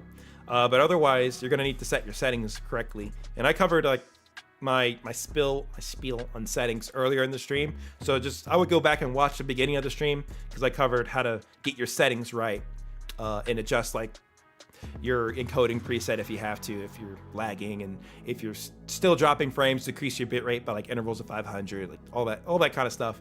But yeah, I covered it throughout the stream a little bit. So watch it back. Not to be like, I don't care about your question, but I've answered it a couple times for like frame dropping issues. I'll cover, at least I'll cover that part at least once every stream, one of these streams, just so everybody's kind of abreast by it. Especially those of you who are new to the channel. Like, if I do a new stream, I'll cover it again. It's fine, because new eyes, new ears that need to hear it. But we covered it a few times in this video already. Okay, so Donna said, I had to send my Nitro 5 laptop back because it didn't have sound. What the heck? But I have been watching your videos all day. Elgato setup stuff. Nice. You came in clutch. Thank you once again. No problem, Donna, and appreciate you coming back through to the streams, of course, and supporting. I really appreciate that, honestly. But sorry to hear about the Acer Nitro 5 laptop. That really sucks. That is odd. Really odd. Maybe you could probably just get it switched out and get one that has a working speaker system. It might just been a manufacturing error from what it sounds like.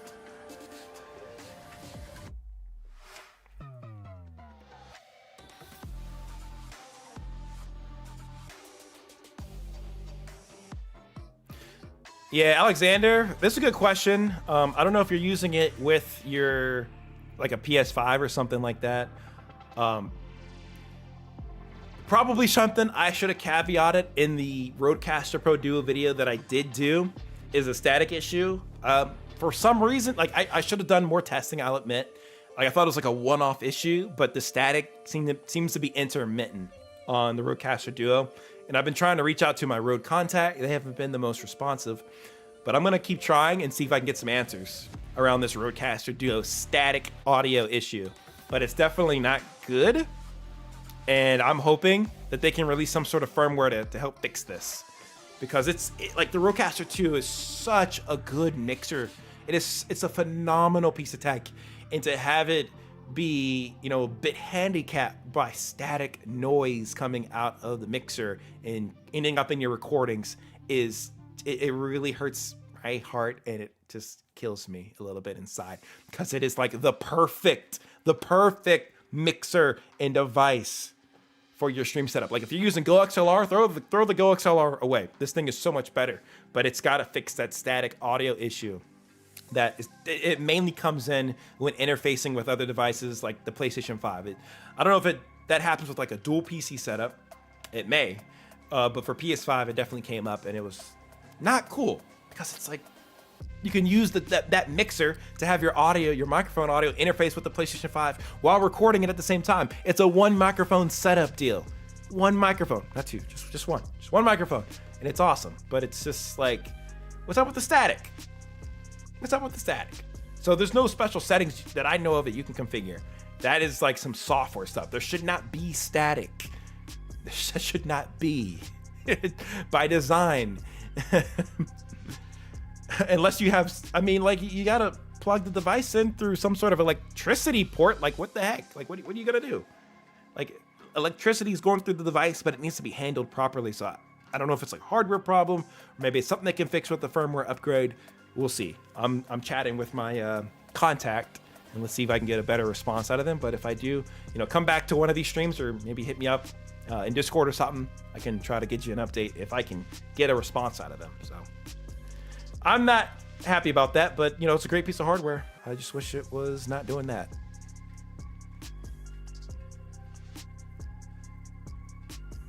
You can use any mic you want, my friend. I touched on some mics earlier, depending on your price range, but I love the Elgato Wave 3 that I have here. Mayano also has a nice, cool gaming streaming mic you can use. Good quality, works with the Mac.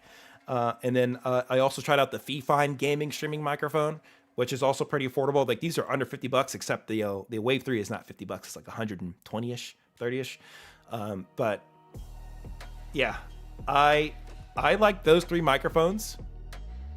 You can also use any XLR mic you want. I've been using an XLR mic when I do videos away from my desk, and I've just been using the Wave XLR interface device. So if you don't know what that is, some of you guys may not be familiar with what I'm talking about. But if you use this bad boy, you will be able to, with this device by itself, for one, you'll be able to plug in any USB mic to get the Elgato Wave features. So like those mics I just mentioned from Mayano and Fifine, you can plug it into the Stream Deck device and you'll be able to get all the mixer features that I get out of this Elgato Wave 3 that I have here, which is really, really handy. Is this software, you have so much control over all the audio coming through your stream. Like I can control my desktop audio, music that you hear right now, and then my microphone audio here, and many more things. And you can do this on Mac as well. It's like, I think it's the best software you could possibly get for your Mac, honestly. This software paired with this device here, or the Elgato Wave 3 that you see in front of me, like, it's amazing. I like, because you don't have a lot of mixer options for Mac that work well. So I can't recommend the Elgato Wave any more than I'm recommending it right now. It's great. It's freaking outstanding. Now, if you want to go with an XLR interface, now the Wave XLR, it should have popped up here. Oh yeah, right here. This is it here. So if you have like an XLR mic that you want to use, you can use this bad boy, and then that'll also get you all those features on Mac and even on Windows. It's brilliant. It's awesome. I use this thing every time I film away from my desk. Like, it is so good, and I can't rave about it enough. The software is just amazing, guys. Like, look at all these different mixing features you have. It's a virtual mixer, but it's awesome. It's awesome. It's great. I've been using it for, oh man, I'm going on 4 years now. 4 years, because I think the Elgato Wave was released in 2020. Wow. Yeah, and I'm still using it to this day. It's outstanding. So I use it on Mac and Windows. It's great. It's great. It's great.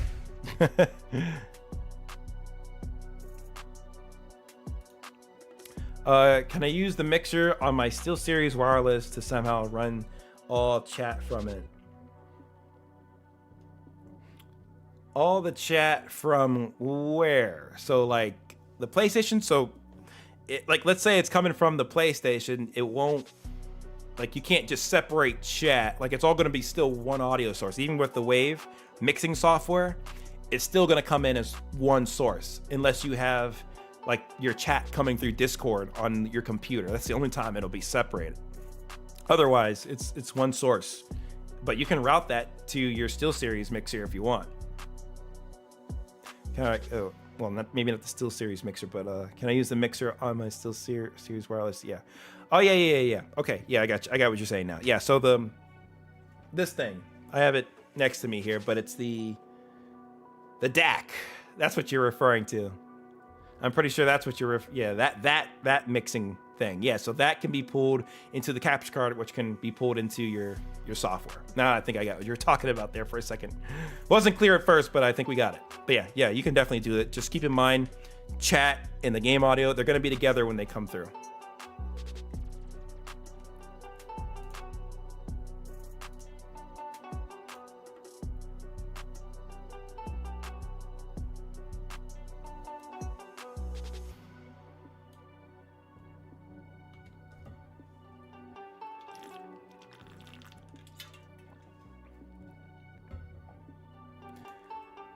I game on a cheap $100 monitor, but my PC that streams my game is good.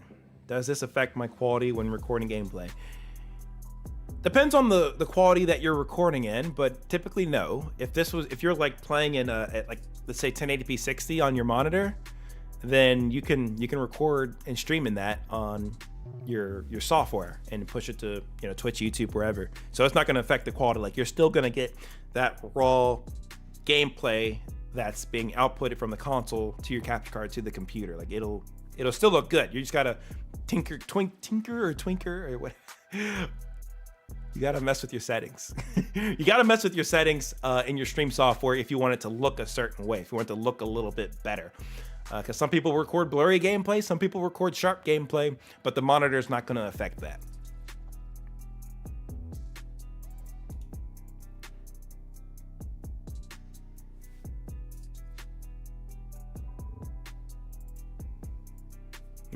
That's weird, Eddie.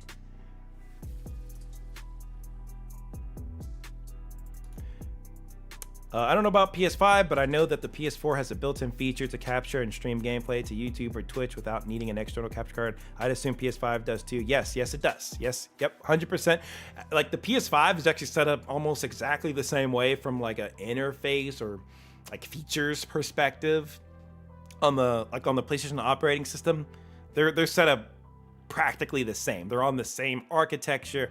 They didn't really change much there. PS3 to PS4 was like a much different jump. Like, PS3 didn't have those capabilities, but the PS4 expanded upon those features a little bit by giving you greater quality, and obviously you could integrate the PlayStation camera a little bit smoother. There was a PlayStation camera for PS4. It didn't look that great, but the PS5 camera looks much better. You're still limited in what you can do when you're just using the features off of the console. Like, you can't put like your own custom overlays. You can't put alerts up. And I wish that was something that you could add in, but I don't think that they are. And nothing has really changed feature-wise since the console was released, which is why I haven't done too many like PlayStation 5 like specific feature videos in a while, because just nothing's changing. They're not doing anything to make it interesting. Nothing new coming there. So, but yeah, you can do that on PS5. I think it's a nice introduction to get you going with streaming and recording.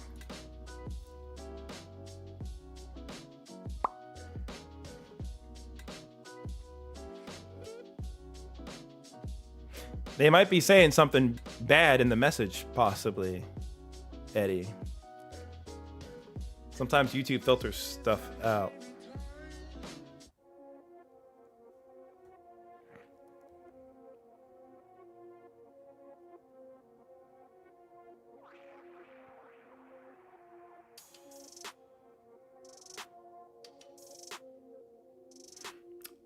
It should be in alignment with any game that you play. Yeah, it doesn't matter the game. Stream quality should still be a consistent level. So in the beginning of the stream, I covered all of the quality stuff, all the settings that you can use, bitrate.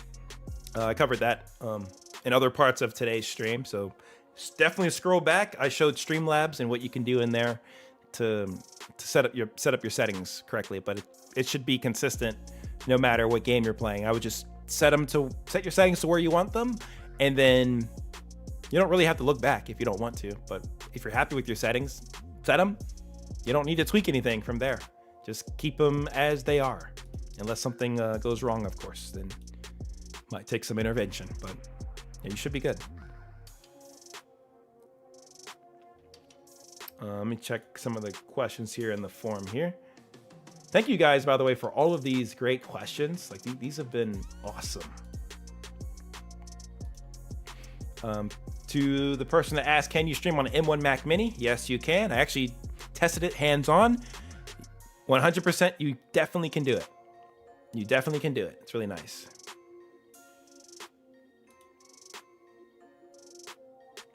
What happens if my Twitch stream goes black? That's from La Havo.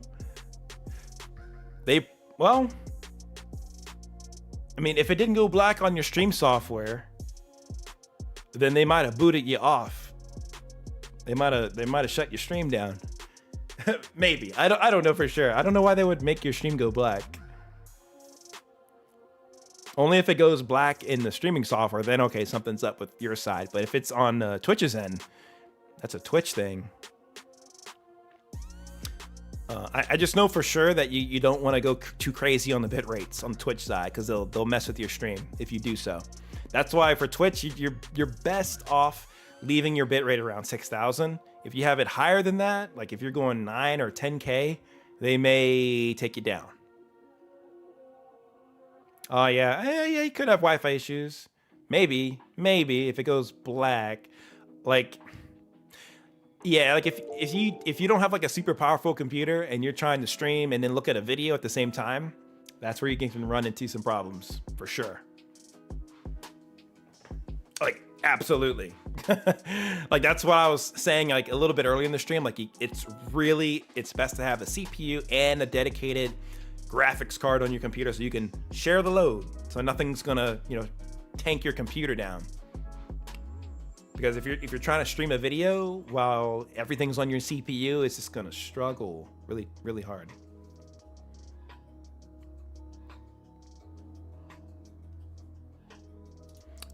Johnny asks, hi, how do I fix audio static that I hear when I play my recordings back? I have the EVGA capture card. When it's plugged into my laptop, it's fine, but if I use an adapter, I can hear it. It sounds like with the static, it's probably coming through like the chat link cable if you're using that. And if you don't have the chat link pro cable with the ground isolator on it, it's gonna have the static come through, especially if you have anything plugged into your controller. So like if you have anything plugged into the back, like a charger or whatever, that can affect the sound that you're pulling from the chat link cable, because the electrical feedback will basically be going through the controller and it's being picked up. But when you have the ground isolator on, if you have a chat link pro cable, then that will cut out that static noise, which is really awesome. Really cool features. I love the chat link pro cable. It is very useful in that regard, if that is what your problem is there, Johnny. That's what I've seen to cause the most static issues, though.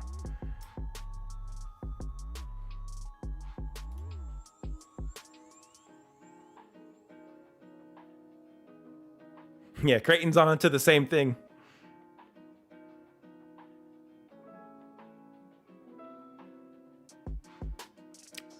What is your problem there, Nestor? What is the issue?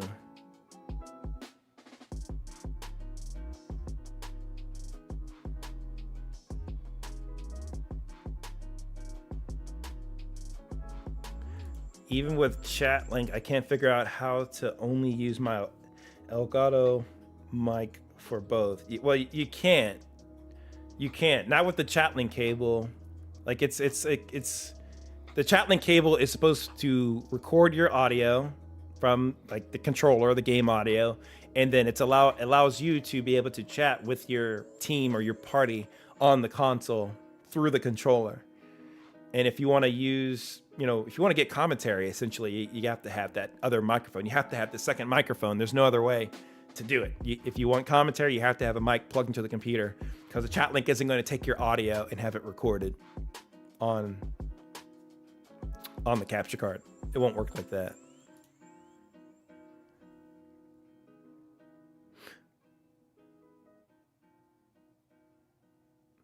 Yeah, you can stream YouTube from the PS5. Absolutely. Yeah, there's a whole stream section up on PlayStation that you can check out. So if you press the create button on the controller and you scroll over to the right side, there will be like a broadcast option, and there you can sign into your YouTube or Twitch account. For you want to sign into your YouTube account and then just go live from there. It is like the easiest way to go live on YouTube. Take note of this, Eddie, so that way we can put a guide in our little resource hub we're working on.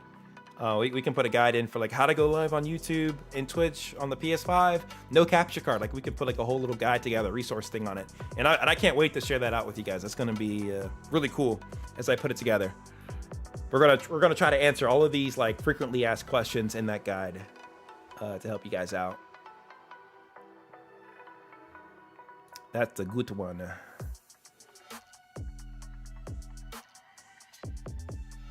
Yeah, if you're streaming on PS5, directly, you can just use one mic. But if you're using a computer setup, you gotta use two.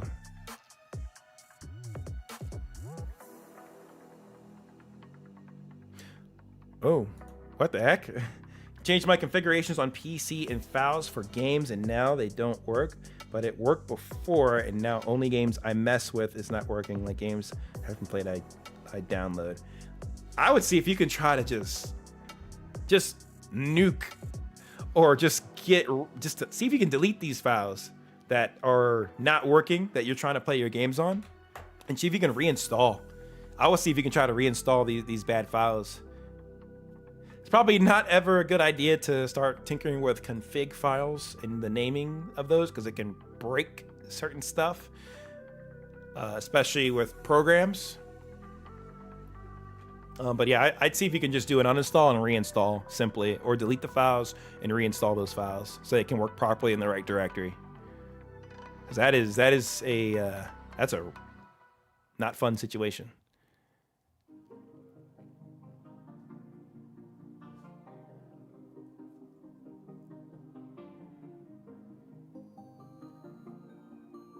Hey, what's up, Chills Flag? How's it going?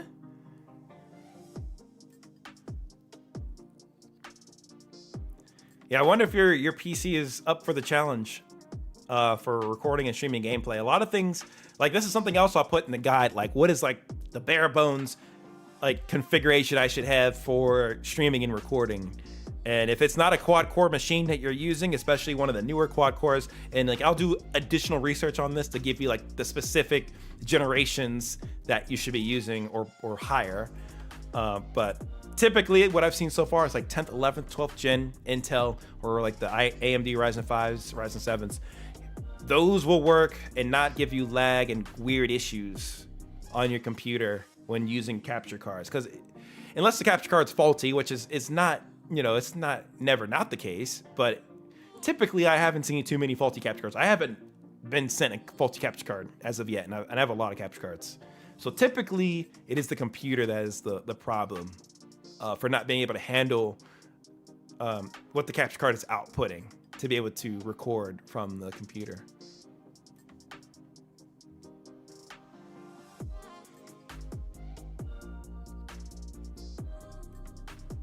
Yep, I can't wait to release it, honestly. And I'm saying it out here to make sure I'm held accountable for doing it. Because for so long I've wanted to do this, and I've just been like, all right, I'm working on videos, gonna push it off, not gonna do it. And then it's just like, oh shoot, I should probably do this. And it's a new year, it's time to diversify, you know, how we're distributing the content for this YouTube channel. Because the YouTube channel right now, it's rolling. We're getting like 5,000 new subs a month, which is just like, that is like jaw-dropping to me. Like, I can't believe that. So yeah, we put in a lot of work. I'm even getting some video recommendations from you guys in the setup help forum here. So I'm definitely going to keep those in mind and take those to heart and consider what we're going to be doing for the new year. I have a list of 10 videos already that I want to do. Now it's like a matter of making the time to do them, as well as this other stuff that I want to do for the channel. What's your hard question, Dabrowski? Got a hard question? Let's see if I can take it on. I'm gonna try. I'll see if I can catch your question down there, if I can. I try. And I know you've been doing setups for your family through me. So, you know, I want those setups to be working well. We don't want any faulty setups. We want all the equipment that you need. We want it hooked together right, and then we want it in good quality too. Like that's the end goal. That's the end goal, baby. So happy that's able to help.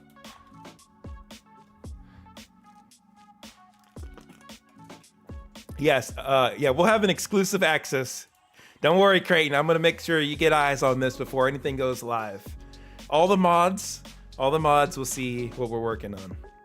If you're a Discord mod or a regular mod, those that are super active still, you know, you guys will see everything first. And then, you know, we'll release it to the Discord. Discord will get a sneak preview, give me some feedback, and then we'll keep building it out, and then we'll do like a full release. It'll be fun. So make sure you're in the Discord if you guys aren't already a part of that. Link description below, or do exclamation point Discord. That'll get you the link to our Discord channel where we hang out, have a good time. All right, see what you got for me, Dabrowski. When I stream or even just record gameplay, it really feels like my aim assist goes away while playing Fortnite or Warzone, which I believe I must have something wrong on my OBS setup.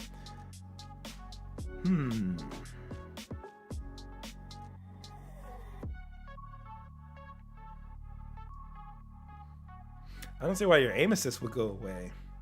Only when streaming or recording. It's like,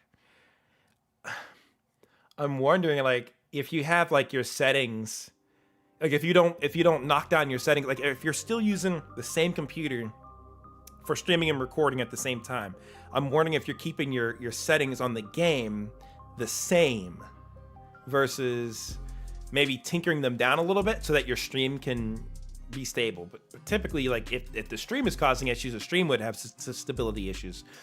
But like, you know, for a game that you're trying to play at the same time, it could go vice versa. So I'm wondering if your settings maybe are high or not adjusted to streaming.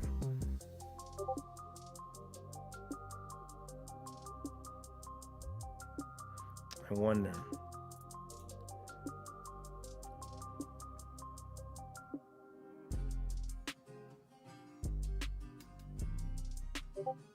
Oh, we didn't answer the question from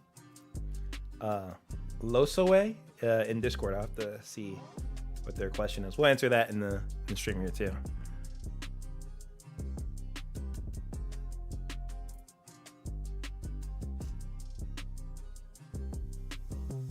Yeah, you literally exit out OBS.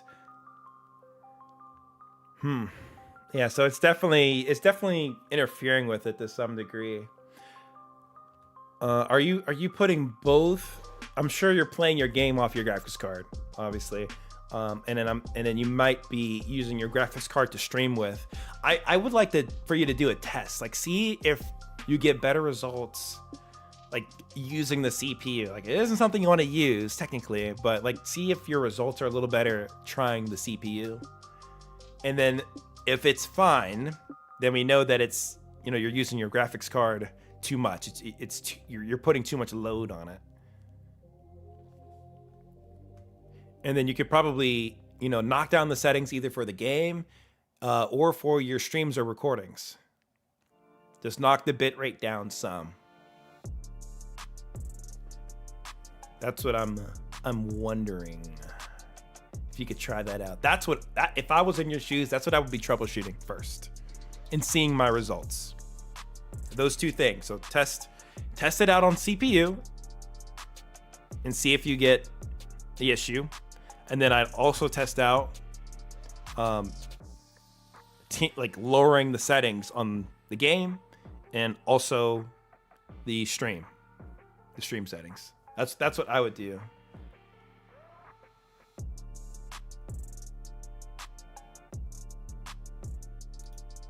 CPU is not recommended because it's going to slow your whole machine down. Like if you want to save your CPU for like your normal task on your computer in any sort of like let's say processing power that maybe you don't, or that you can't put on the graphics card, because there are going to be processes on your computer that aren't going to just be graphics card related. CPU is going to have to process those things. But you don't want your CPU slowing down to a halt either, which is why you don't want to use the CPU. But it's just like, let's see a little test. Like if you try to stream off the CPU and nothing happens on the side of the game using your graphics card, then I think we know that the graphics card then is taking too much load. You're gonna have to tweak your settings a little bit. I always almost say Twinkie. Why if I said like Twinkie multiple times this stream? Like you're gonna have to Twinkie your settings. What? God, don't Twinkie your settings. Tweak them. God. But yeah, I would try that, man. And see if you can get a little better. Oh, thank you for liking the stream. That is much appreciated. Crystal Games, it says, I use Xbox Cloud on OBS, but it gets slow and laggy. And while using my Elgato Wave 3 microphone, the sound is echo or screeching. Oh gosh, that is, that is always painful. So it sounds to me you're using Xbox Cloud, then you have OBS, and you're doing like a screen record of the Xbox Cloud gaming session. It shouldn't be laggy unless your computer can't handle doing both at the same time, which is it's a typical thing. Like if your computer just isn't up to snuff, then even on a quad core machine, like you guys are doubling what needs to be happening at this point on your computer because you're trying to play your remote play session or your Xbox Cloud gaming session. Like it's still taking processing power, even if the game itself is not taking the full load on the computer. It still takes some processing to just run the application to play the game. For the game itself, that processing is being done in a data center because this is cloud. So yeah, your computer may not be up to snuff if it can't handle that, because I would say that it typically should be able to do okay. So lagging, that's weird. It really shouldn't be for most computers, but maybe, like I said, maybe it's not up to snuff. I don't know what your specs are. And then Wave 3 microphone is echoing or screeching. Yeah, so if it's echoing or screeching, you're probably playing some sort of audio out loud. So if you're playing your game audio out loud, it's going to duplicate back through into the microphone. It's going to echo everything again and again and again. Your voice itself shouldn't be echoing unless that's playing out loud somewhere, like you have like the feedback monitor on your computer and or in the Wave software, and that's being recorded through OBS. Then that could pick up again and again and again. So you're going to want to check all of your potential sources of audio outputs to make sure that nothing is being monitored or being outputted from the mic or from the computer or even out loud. Like the main culprit for majority of people is like speakers. The speakers they have plugged in are playing audio out loud, and then that gets feedback looped into a mic. Like if you're streaming, you gotta use a headset. That is a must. You can't just do it without headphones or anything at all. Like it's gonna echo, it's gonna reverberate. You don't want any audio playing out loud, and you definitely don't want any audio duplicated in recordings on your desktop, because that will also spell trouble for you.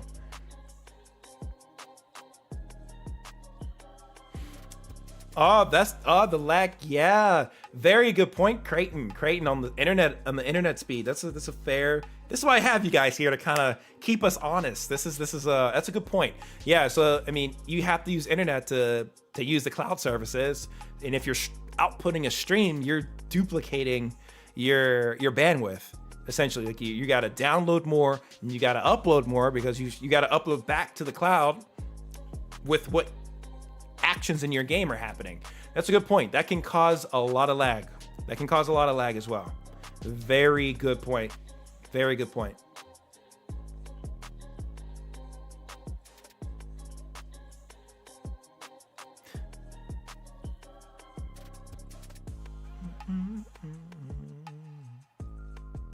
I don't know of any good budget speakers, honestly.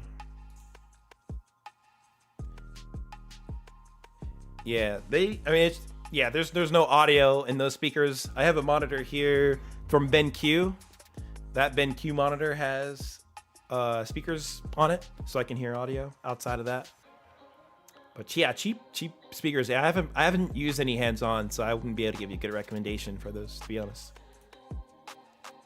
I like JBL. Anything from JBL and Bose, if you can find good deals on those brands, I would go with those. Those are like, you're gonna be good every time you buy one of those. Like the speaker quality is just like amazing every time.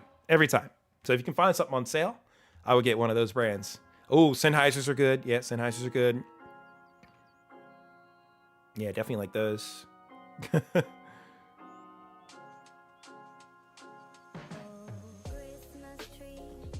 Christmas tree. Christmas is over. Skip some of these songs. Let me put on a new playlist here. Who should we put on here?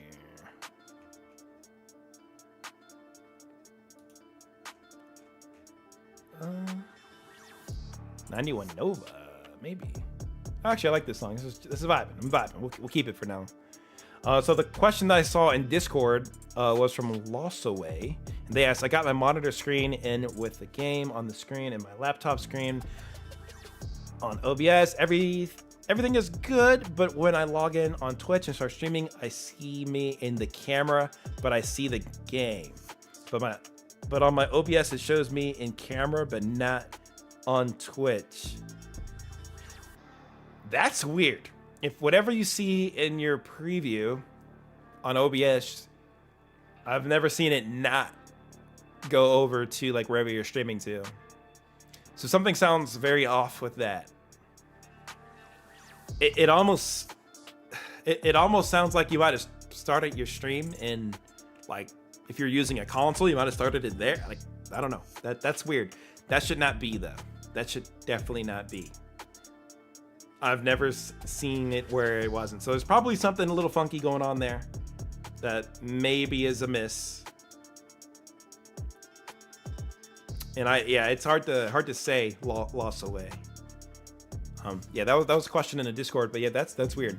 Yeah, anything you guys see in your preview, in your program preview, should be. Now, maybe, I don't know if his case, if he is, let's see here. This is something else you guys can kind of keep in mind. Let me finagle here.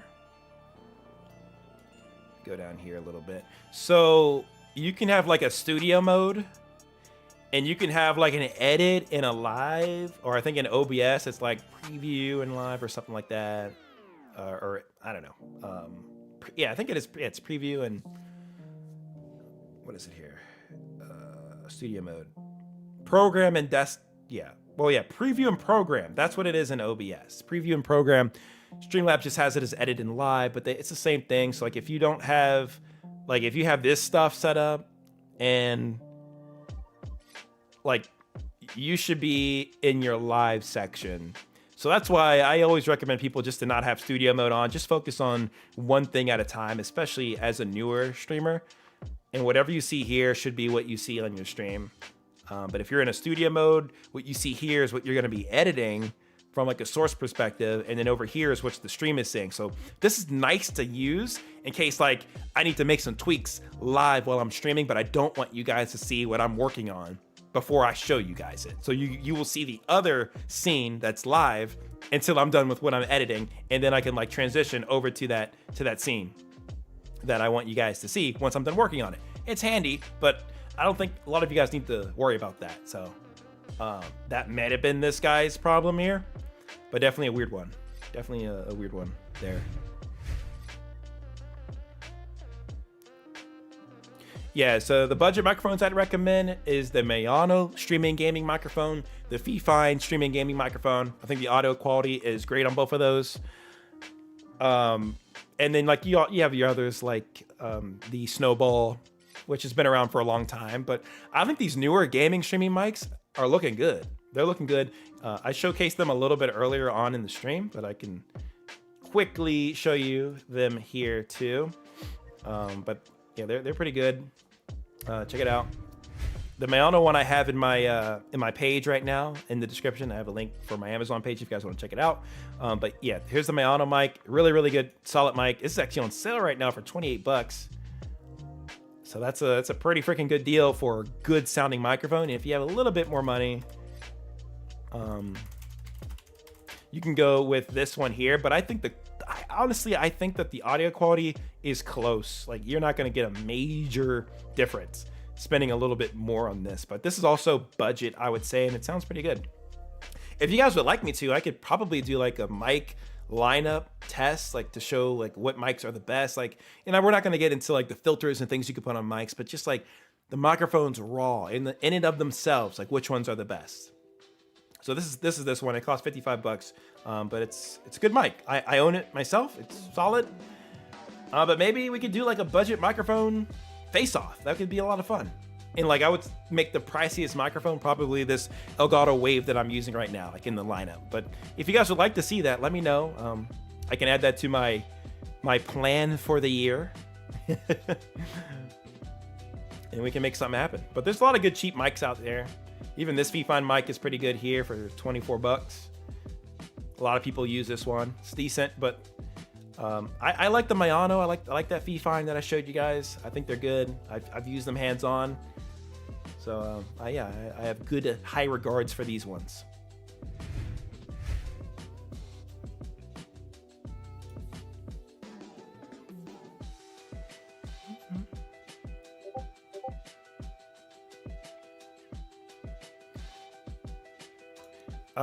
I do, Donna.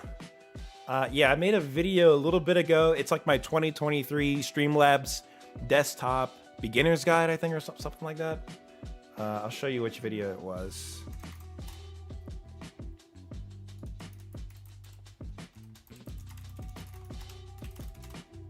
Let's see if it pops up here. Oh, yeah, it does. Yeah, this video here. And I showcase like how to, use scenes and set those up, even like, like a starting scene, even showed like a countdown timer as a part of like the starting scene, it even overlays. Yeah, I showed how to set up different streams in Streamlabs with this video here. So check this one out. It's a good one. If you want to check that out, Donna, I'll throw it in the chat. If you want to see it, there you go. But yeah, everything you need to know about Streamlabs, I did in that video. Just let me know if you have any questions, of course, about it.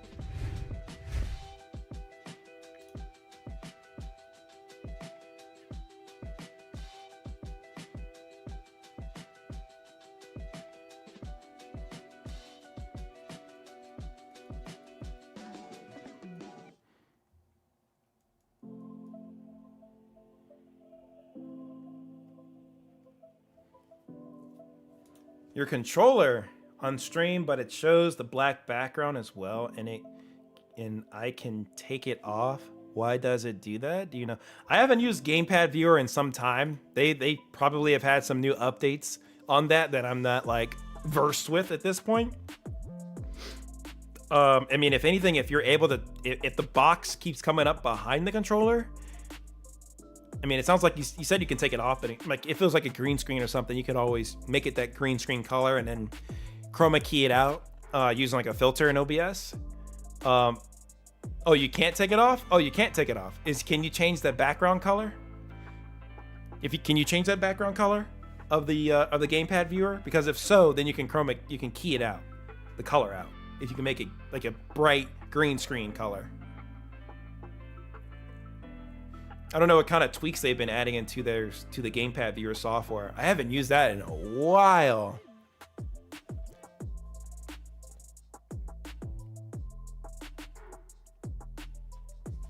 Yeah, I haven't used that app in a minute. For those of you guys that don't know, Gamepad Viewer, that's just essentially an app where you can plug in your PlayStation controller, and you can actually get a view of it on OBS. It's pretty cool. It's dope. It like a lot of creators use it, so you can see what buttons are being pressed whenever you're playing a game, like in a graphical interface kind of way. So it's a background color that OBS is presenting.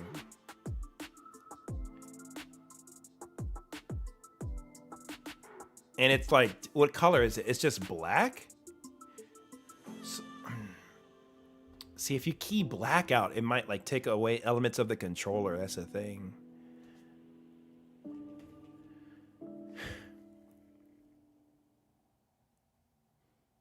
Yeah, that's a weird. I'm not totally sure, honestly. Like I haven't used Gamepad Viewer in a while to actually test that. Like it's been a long time. I haven't had a question come up on that in a good amount of time. Yeah, I'm not sure about that. Like it shouldn't do that, obviously. Like yeah, the Gamepad Viewer, man, that was a while ago. Because when I used it, I didn't have those issues from what I remember. Like it just came through, like I showed in the video. If like, I like to be a good source of if I don't have the answer, I know where I can get you the answer. I think, and I believe, Gamepad Viewer, they have a Discord. They have a Discord. And I think they would be the best to answer that question because, yeah, I have their Discord here. You know, they're coming out with new updates. Like, things are changing. So I would highly recommend see if you can join this Discord here. Let's see if I don't know how I can I guess I could share this with you guys. But all you need to do, I think, to find it honestly is just search up Gamepad Viewer Discord. So if you could do this, Gamepad Viewer Discord. Go to their Discord and like go to the general section and just give them a shout. Like here, right here, join Discord server. So join their Discord server. They have like a ton of members. But you know, I remember them helping me with some stuff whenever I was first like doing a video on this. And I think they would be the best to help. They even have a help forum here. Interesting. I could take these ideas for our own Discord here. Oh my goodness. There's a lot of, okay, this is interesting to see. So you can actually search your issue.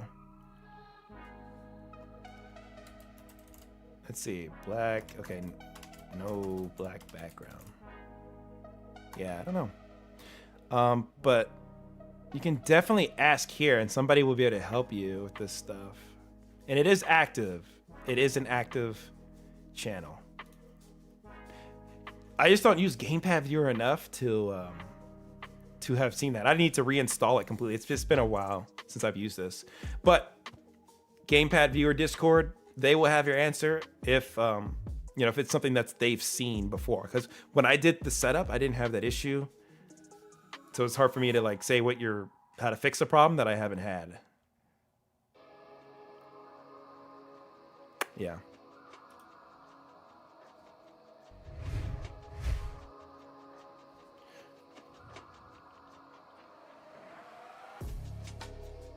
Yep, sure thing, Hernandez.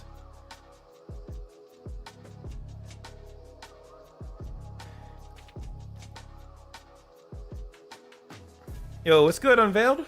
What can I do to be able to use my old HP Pavilion to be able to have a steady stream with overlays? Depends on the specs of the computer. If it's like really old, which it sounds like this might be the case, you're gonna have a hard time trying to get a stream going because streams just need to have, you know, a good quality to be able to push out a quality stream.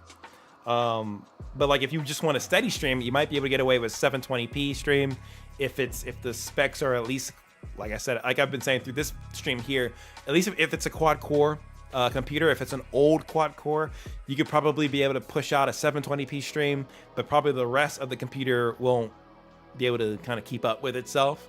But if you have your bit rate pretty low, around the 2500 to 3000 mark, which isn't going to get you the greatest quality, but it'll work for 720p.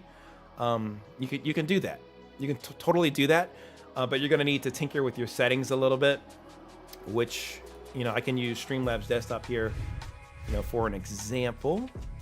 If you go to your settings, go to output, you're probably just going to be using your software encoder that you have there. And then your bit rate, it's just going to need to be like 2500 to 3000. And then you're going to need to have your video settings set to 720p. So that would be, what is it here? You're going to be looking at 1280 by 720. That's where you're going to want to have your output scaled, and probably even your base canvas set to 1280 by 720. And then, yeah, just have your settings very low, and it should be steady depending on how good your computer is. Again, I don't know how good your computer is. I don't know the specs of your old HP, but that's what I would do if I was in your shoes.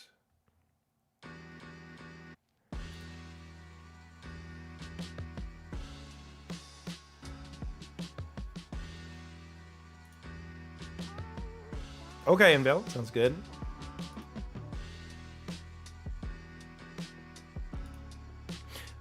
Here's a good question. Somebody asked, what kind of camera are you recording with? I'm using the Canon R6 Mark II, and then we got a Sigma lens on there. Should be an 18 to 32 millimeter f1.8, I believe.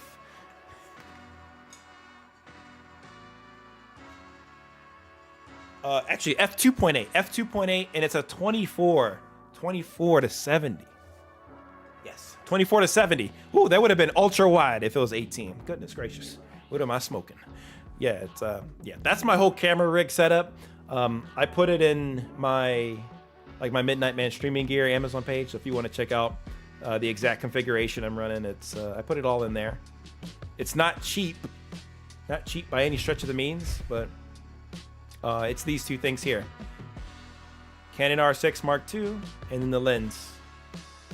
Those two bad boys. That's what I'm using for the stream setup. And then I have a dummy battery in this camera, so that way the battery never dies while I'm streaming, which is really cool. Never dies, stays alive. Love it. What chair do I have? That's a good question. The eWin Champion Series gaming chair. I can show you guys that as well.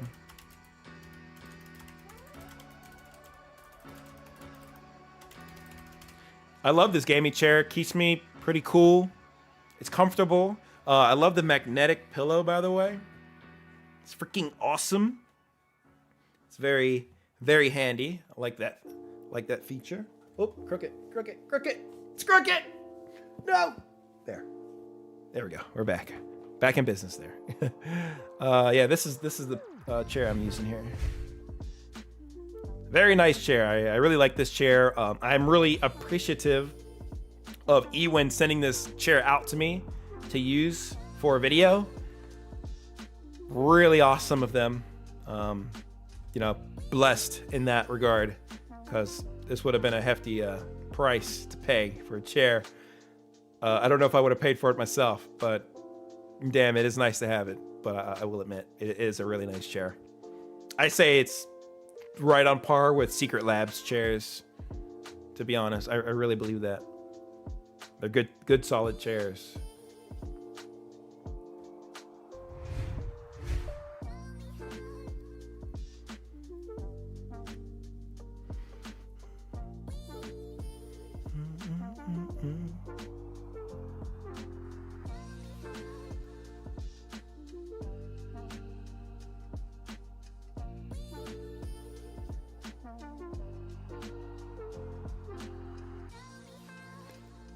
Yeah, I like that recommendation. It's a good thing to do. Probably will take an effect, you know, somewhere in your quality, but it's good to not have everything tank, especially if your computer isn't the greatest.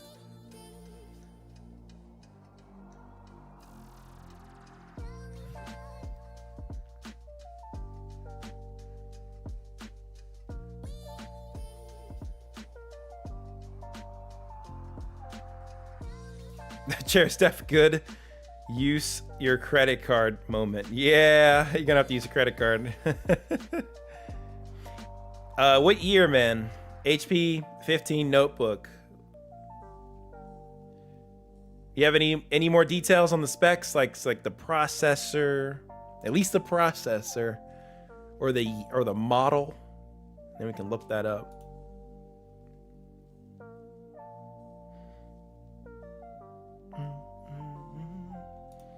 Yeah, if you have the model there. What's up, Joel? Welcome to the stream. We also got Joku in the chat as well. Thank you for popping through. Oh gosh, don't talk about cable management down there. You're gonna give me the chills. You're gonna give me the heebie-jeebies. I would definitely go gaming PC if you can go for it. Get a gaming PC. I always recommend to people, hey, save your money a little bit. Go for a machine that you can get a nice CPU, like with quad core, or 6 cores, 8 cores if you're going crazy. But 4 to 6 cores, you're chilling. Dedicated graphics card, anything from NVIDIA, AMD. On the newer side of things, like 20 or 30 series, comparable or higher, you're going to be chilling with. I wouldn't get a 10 series. It's a little bit phased out at this point, but 20, you'll be okay. You'll be fine. That's what I have right now. It's a 20 series graphics card. But yeah, if you can save up for machines of that caliber, you're going to have a much nicer time streaming and then doing some light gaming or even more if you want to. So you definitely get a bit more flexibility than if you go super cheap. But I know some of you guys, you want to have that nice custom stream setup without breaking the bank, and you don't want to spend too much getting a nice setup for it. And then you definitely can do those cheaper options like I mentioned in the beginning part of this video, like those mini PCs and like the gateway computers and like the Acer Aspire 5. You know, those laptops and those mini computers, they do all right. They're fine, especially the newer ones. Those are pretty solid. But long term, are they going to be able to do everything that you want them to do?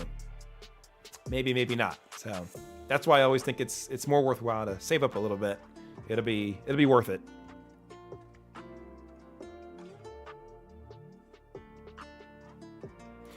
Wirelessly. Oh, I mean, like you hearing it wirelessly? Yeah, I mean, you can definitely hear it wirelessly using the A50s because all that audio is going to be going to, like, if PS5 there, it's going to be going to that HDMI adapter. You'll be able to hear it through the base station. But I think it's fine to have it set up like that. That's fine. That's fine. But that's the way to do it. And you're going to need the HDMI adapter, which that thing looks like this. This thing in the middle here, that's your HDMI adapter for the Astros.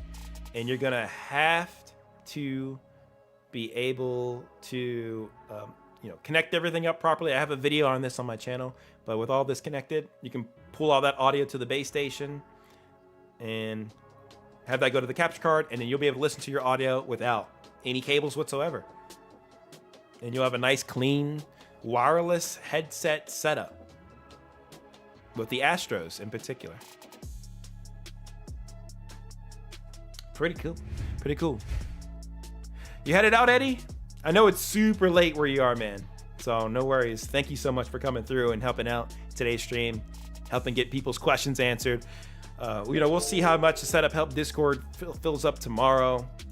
I'll have to figure out what to do with my my Instagram DMs. Hopefully some of you guys that are from Instagram are here so I can help you with some of these questions.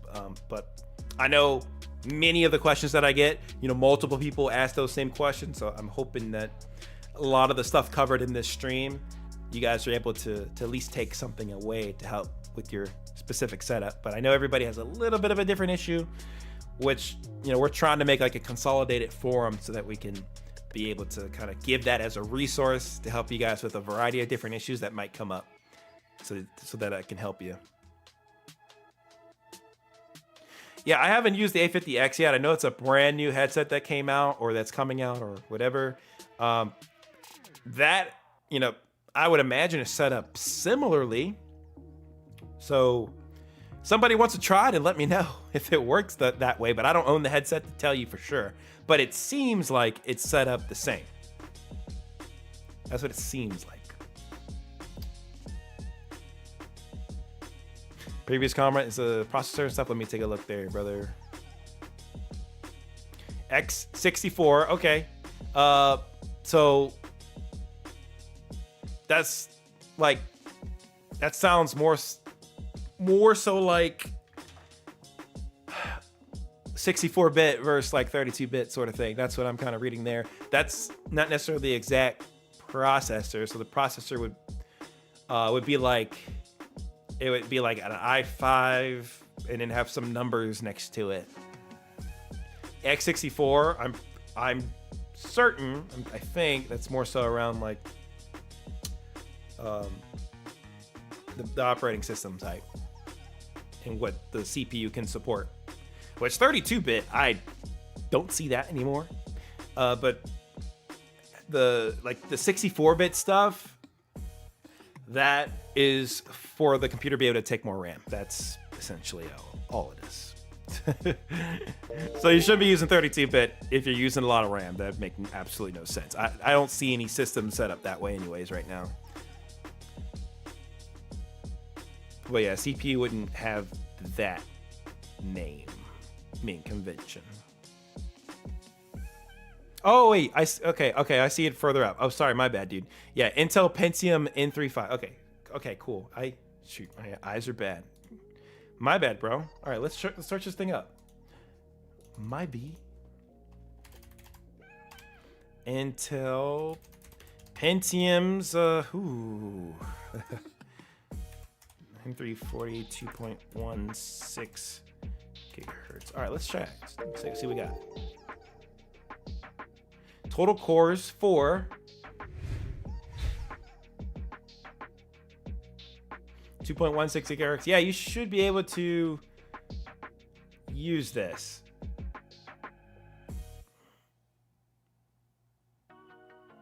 Yeah, I'd give it a shot. I'd give it a shot, absolutely. Yeah, it is a 64-bit. So yeah, okay. Yeah, I'd give it a shot. It's definitely older.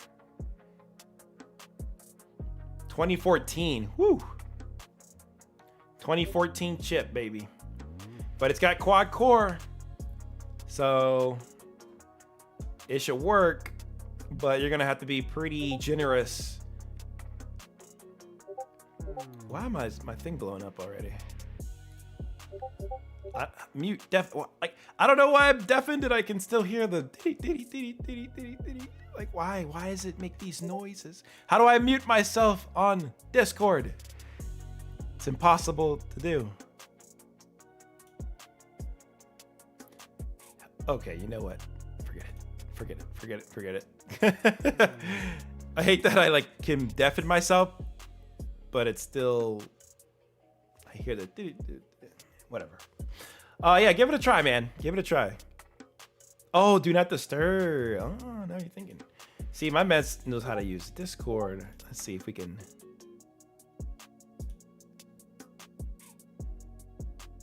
No.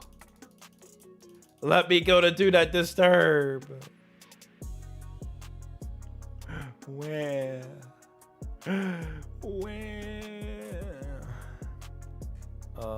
What the heck? Go back to that? Okay, we're back.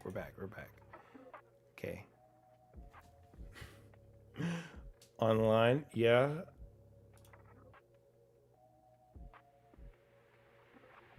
Why wouldn't it let me, Okay, we're going back over here. No. Change decor. Dude, come on. It's too much stuff. The main menu before that? Dude, notification settings. Oh, come on. Not user-friendly Discord. Not user-friendly. I just, like, it's annoying when I keep hearing the like, I thought deafen and would be able to fix that, but all right, well, we definitely don't want to reveal that information. I don't know, man. I'm done with this. I can't take it. Go to the name, bro. I was there, man. Here? No, that's not it. Oh, online. Oh, okay, there we go. I'm learning things. We're getting the brain juices flowing. All right, chilling. But yeah, Unveil, go try. So you said, so what settings should I have Streamlabs at to have a better stream? I had overlays on before, but it was super glitchy. Yeah, I would imagine so with an older processor. Just try no overlays, no nothing. Just do the gameplay. Start with that, and then I'll show you up on screen what I would do next here. So I'm just using Streamlabs as an example. You can use OBS if you want. It's fine. But for your output, you're gonna use the software encoder.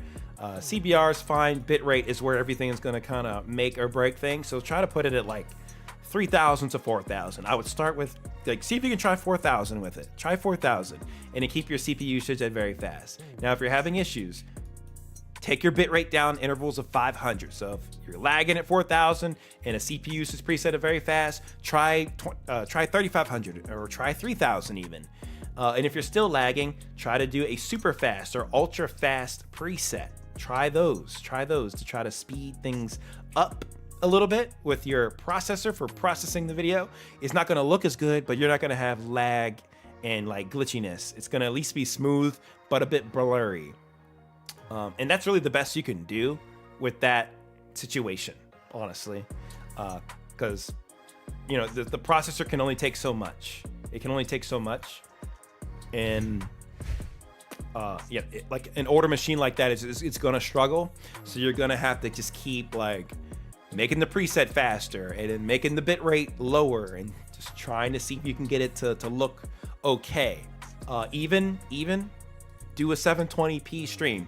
If things are still causing you problems, you can go to your video settings here, and like I said earlier, you can make it 720p. Go to 1280 by 720.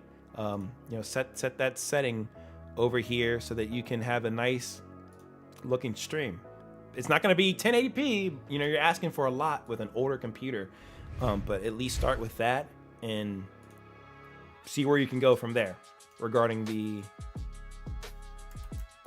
you know, regarding your stream quality and keeping it steady.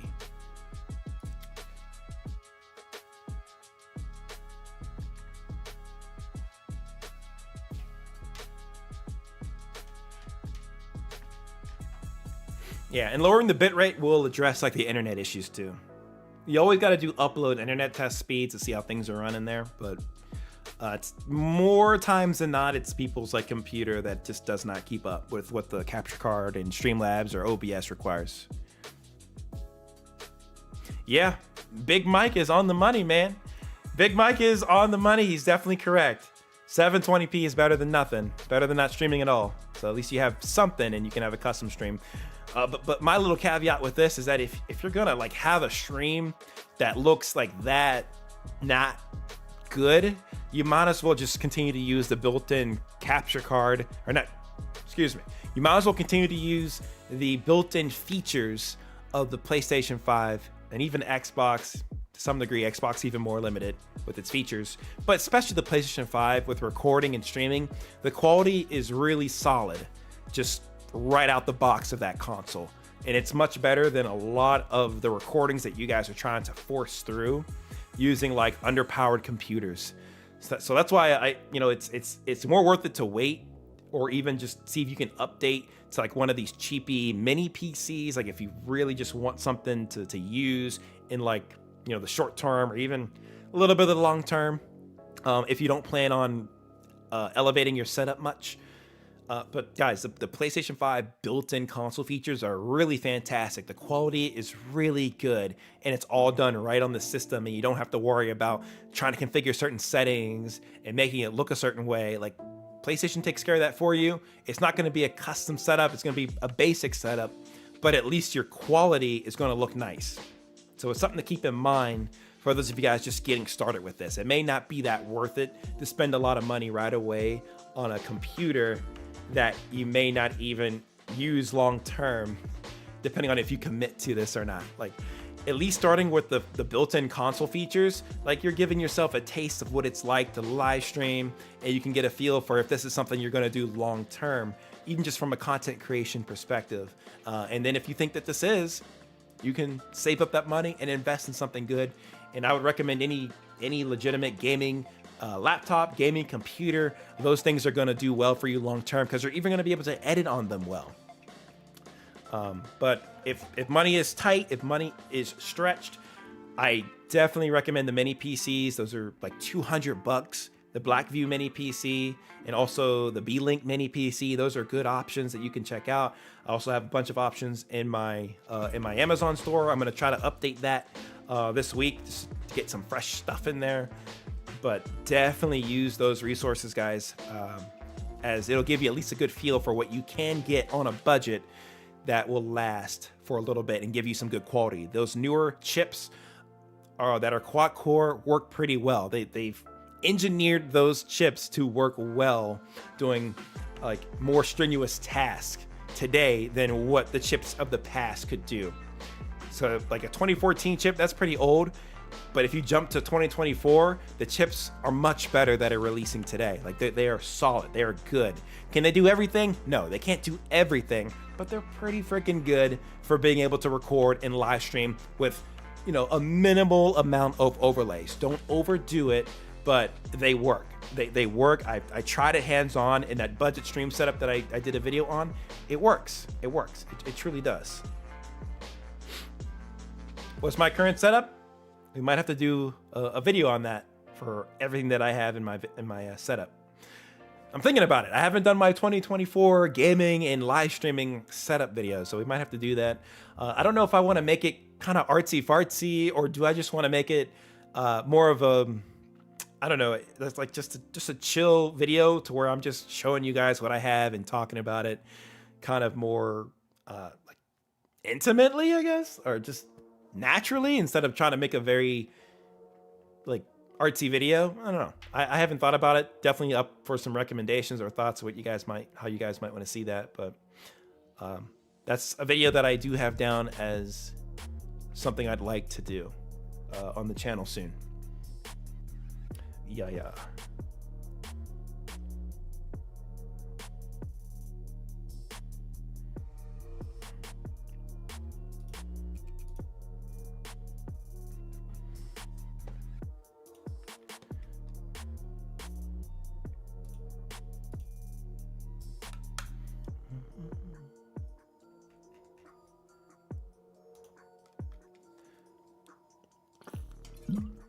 Wow, thank you guys for 116 likes on the stream. That is nutty.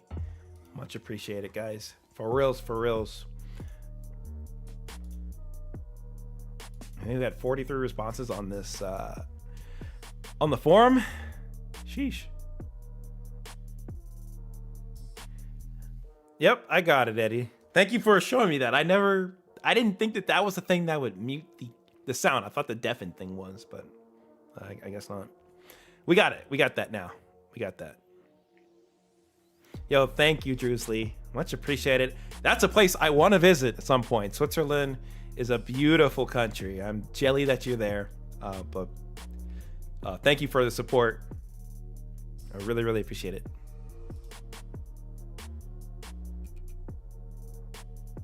My house is your house.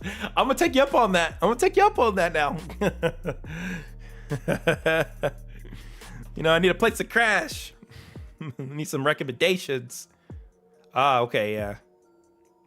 It's for deafening, so I won't hear anything in the call. Makes sense. Not for the sounds in Discord. Makes sense.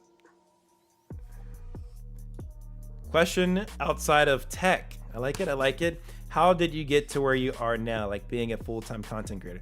So, truthfully, here, I'm actually not a full-time content creator. I put in full-time hours, but I also work a regular full-time job too. So I'm balancing both. And it took a lot of dedication. It took a lot of time.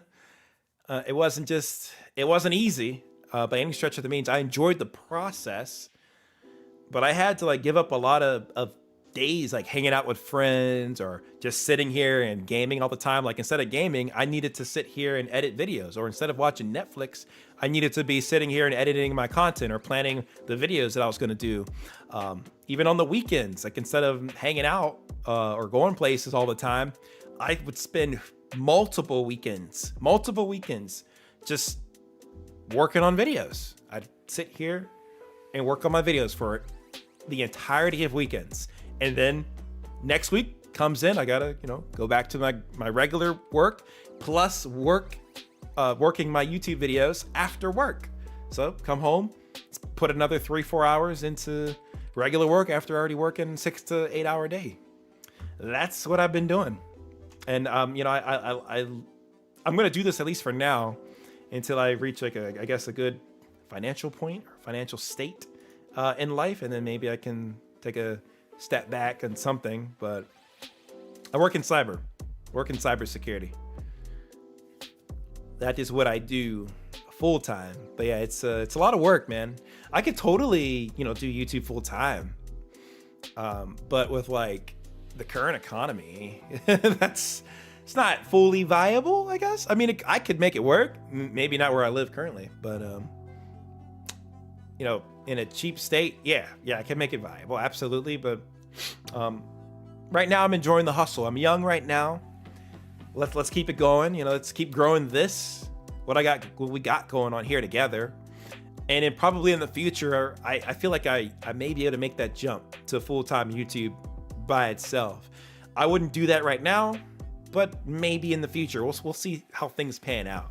Let's see how much we can scale this, because right now it's like a scalability thing. Like, okay, like we got a lot more work to do to get this to a point to where I'd feel comfortable going full time. But right now, like full time. So instead of putting like, I don't know, 30 to 40 hours a week on YouTube, like on a normal YouTube grind that I do, you know, I could do like 60 hours. Right now I can't do that. There would be so much more content that I would be able to do. I'd be able to stream a lot more. I'd be able to do so much more if I had that extra time. But you know, I gotta sleep. I gotta work full time. I gotta be present for those activities. You know, and I still have to make time for friends and family when I can. But a lot of the times I've sacrificed a lot of the time with them just to be able to make sure I can keep content coming up and going. Like even during the holidays, a lot of you guys might be chilling, sitting back. All right, oh yeah, it's holidays. We're chilling, we're relaxing. Not necessarily me.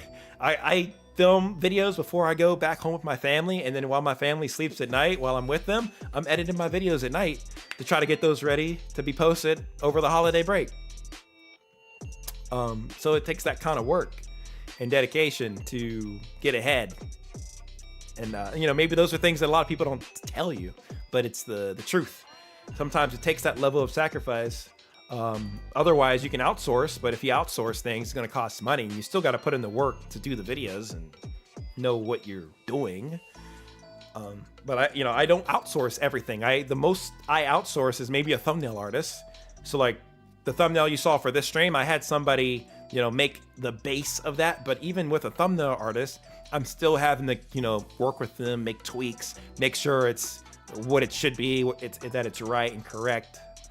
So it's a whole process, and it's a lot of hours of my time.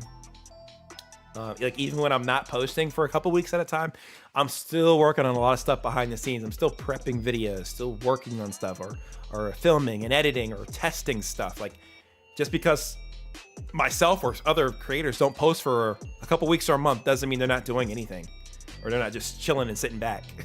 Like I maybe gave myself like a week and a half after the New Year's to kind of like be like, all right, I need to take a break. I need to chill for a second. Let me watch some Netflix. Let me just crash on my couch, because that's going to be good for me in the future. Like, yes, it's good to hustle and grind, but you gotta breathe a little bit sometimes too, which is important. So you have to have a good balance, but there's always going to be people who are going to try to out hustle you or outwork you. And you just got to be careful. You don't want to have yourself burn out, right? And I feel like I've been pretty good with not having myself burn out, keeping a good balance. But it's a process. It's absolutely a process, and it's not easy. And I try to, you know, work more than I chill. So those of you guys that have Netflix accounts, or you're trying to grind video games, it can be, unless it's, you know, the video game is tied to what you're trying to build on YouTube, it can be a big time sink. Like I know it hurts a little bit for maybe to me to say, but it's the truth. Those things are time pits. Like all those hours I'm grinding Fortnite, well, shoot, I could be editing or working on a video, which is why I don't buy the battle passes anymore and all that stuff. I'm simple. I play when I get some time to play, and that's about it, because that's all I got time for the most part. And this is me not having like a full family and stuff to raise and kids, and I don't have all that. And like my time is still stretched. So if I have a family and things will be even harder. It'd be even more difficult. It's challenging, man. YouTube is not for the faint of heart, or any kind of side hustle that you got to put serious hours into. You got to be willing to push. You got to be willing to push, my friend. So good question, Joku. Very good question, but something I think needs to be said, right? It's fun. I absolutely enjoy doing this, but it can take a bit out of you sometimes. And some people feel pressured to keep posting too, but you got to do everything in balance. You can't be lazy all the time, but you also don't want to completely burn yourself out to the ground. Yeah, Mike, you're on the money. He says, I'm 54 now, so I slowed down tremendously. Your health is your wealth. Absolutely. And, I keep that perspective within myself too, Mike. That's why I have this mentality right now. Like, let me put in the work now. Let me have 2 jobs, basically. Work full time, do YouTube full time. Like, it's 2 jobs. Let's keep it simple, to the point at this point for me. Some of you guys, it's not 2 jobs as of yet. You are putting 2 job hours in, but you're not getting the money or the rewards out of that yet. But in time, where you have your main job, fuel your side hustle, which could be YouTube. The money comes in time. Like it's a process, but you gotta be doing the right things and have the right strategy in place to make sure your time isn't wasted, and that you're being effective with your hours that you get in a day. But yeah, while you're young is the time to do it. Like that's exactly why I'm doing what I'm doing now. So then later on we can chill. I can relax. I put in my hours. I put in my time. I don't have to work and hustle as hard now when I'm older. But now it's like, all right, I'm young. I got the energy. I can do this thing. Like, let's get it. Let's go for it. Like I feel that motivation inside me. And you got to have that inside you. You have to have it inside you, man. Because where else is it going to come from if you don't have the motivation within? And I'm motivated here to help you guys as much as I can with your tech setups, with your streaming journey, and being able to grow on platforms like YouTube. Like that's my goal here at this point. And of course we have a focus towards like console gaming for the most part, and then computers fit into that too. But that's my mission. That's the sliver within YouTube that I feel like I fit in right now. And I'm going to keep trying to make sure I stand on that. Yeah, the videos from back in the day were all like PlayStation 5 stuff or like COD stuff. We did a lot of COD stuff. So we all started from somewhere. I mainly started as a gaming channel, dedicated gaming channel, and we transitioned over time.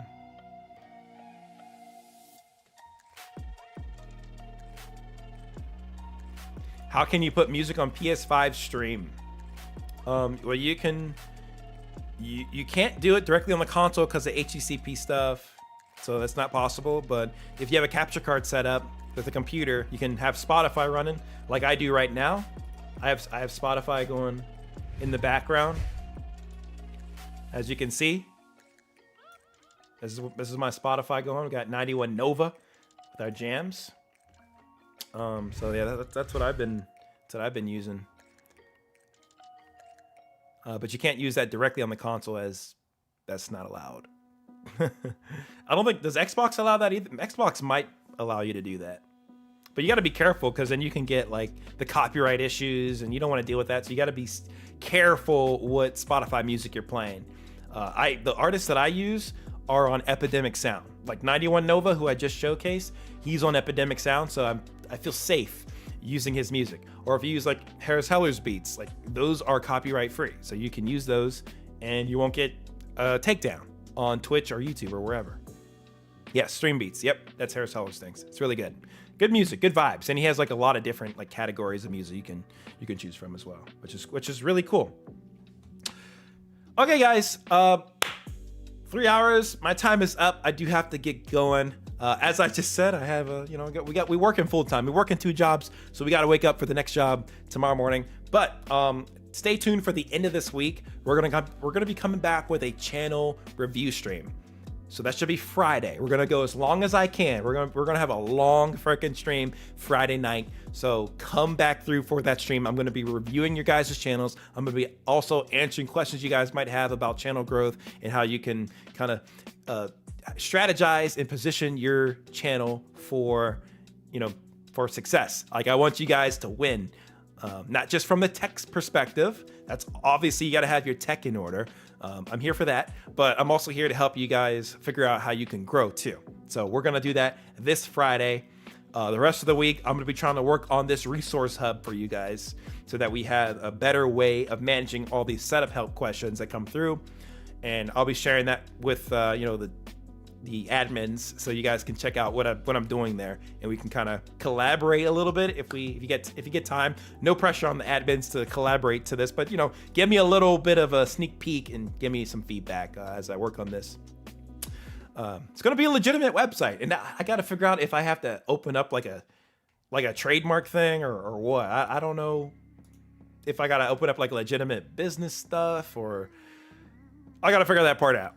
But that's why I got some time here to do that. We're not going too hard on the videos right now. We have some videos planned, but we're not going super in on them yet. I want to get this administrative stuff together going into this new year so that we can kind of keep things on the up and up.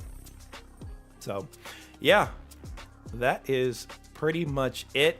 Shout out to Creighton. Shout out to Eddie for your exceptional help this stream, helping answer questions that I couldn't, read through in this chat. Like, that is a massive, massive, massive help for me, as it at least gets people, get their questions a little bit answered if I'm not able to look at them in this stream. But we will do another one of these streams in the future. You guys seem to have enjoyed it. Over 120 likes on this stream. So that's awesome. So we'll try to fit one of these in the future again. And in the meantime, feel free to go to the Discord. But I know it's gonna fill up like crazy. So if we have to turn it off again, we may have to do that, because I don't have all the time in the world, and neither do the admins to answer all the questions that are there. So that's why I'm putting a lot of time into this resource hub. So that way a lot of these general questions can be answered, that may or may not be covered in a video as well. So I'm gonna try to make this whole thing work, but yeah, gonna keep that in mind. Yes, shout out to Cyan Guy as well. Some Cyan Guy, yes. OG of the channel, big dog, homie. Always appreciate your love and support, Cyan. For real, for real, for real. And shout out to everybody else who stayed to the very end. We had Joku, we had Donna. We also had Big Mike here. Midnight LLC. Yeah, we do. We might have to make it. I think we might have to do an LLC, dude. Like, if I have a website and things are kind of flowing through there, we might have to do an LLC. I gotta get some advice on that. But I think most people I've seen with websites have an LLC. So I might have to do an LLC. We're gonna have to be Midnight Incorporated over here. Oh gosh, I don't want to be too businessy. Goodness gracious. Also, shout out to Erwin for staying to the end, unveiled. I know you guys might still be having some technical issues, but we'll try to work through those if we can. Maybe the admins can help, or we'll be around the next stream too. We'll be around Friday as well, so come back through, my friends. Come back through. We'll have a good time. All right, appreciate everybody. I will see you in the next live stream. Take care. Have a good night. Peace.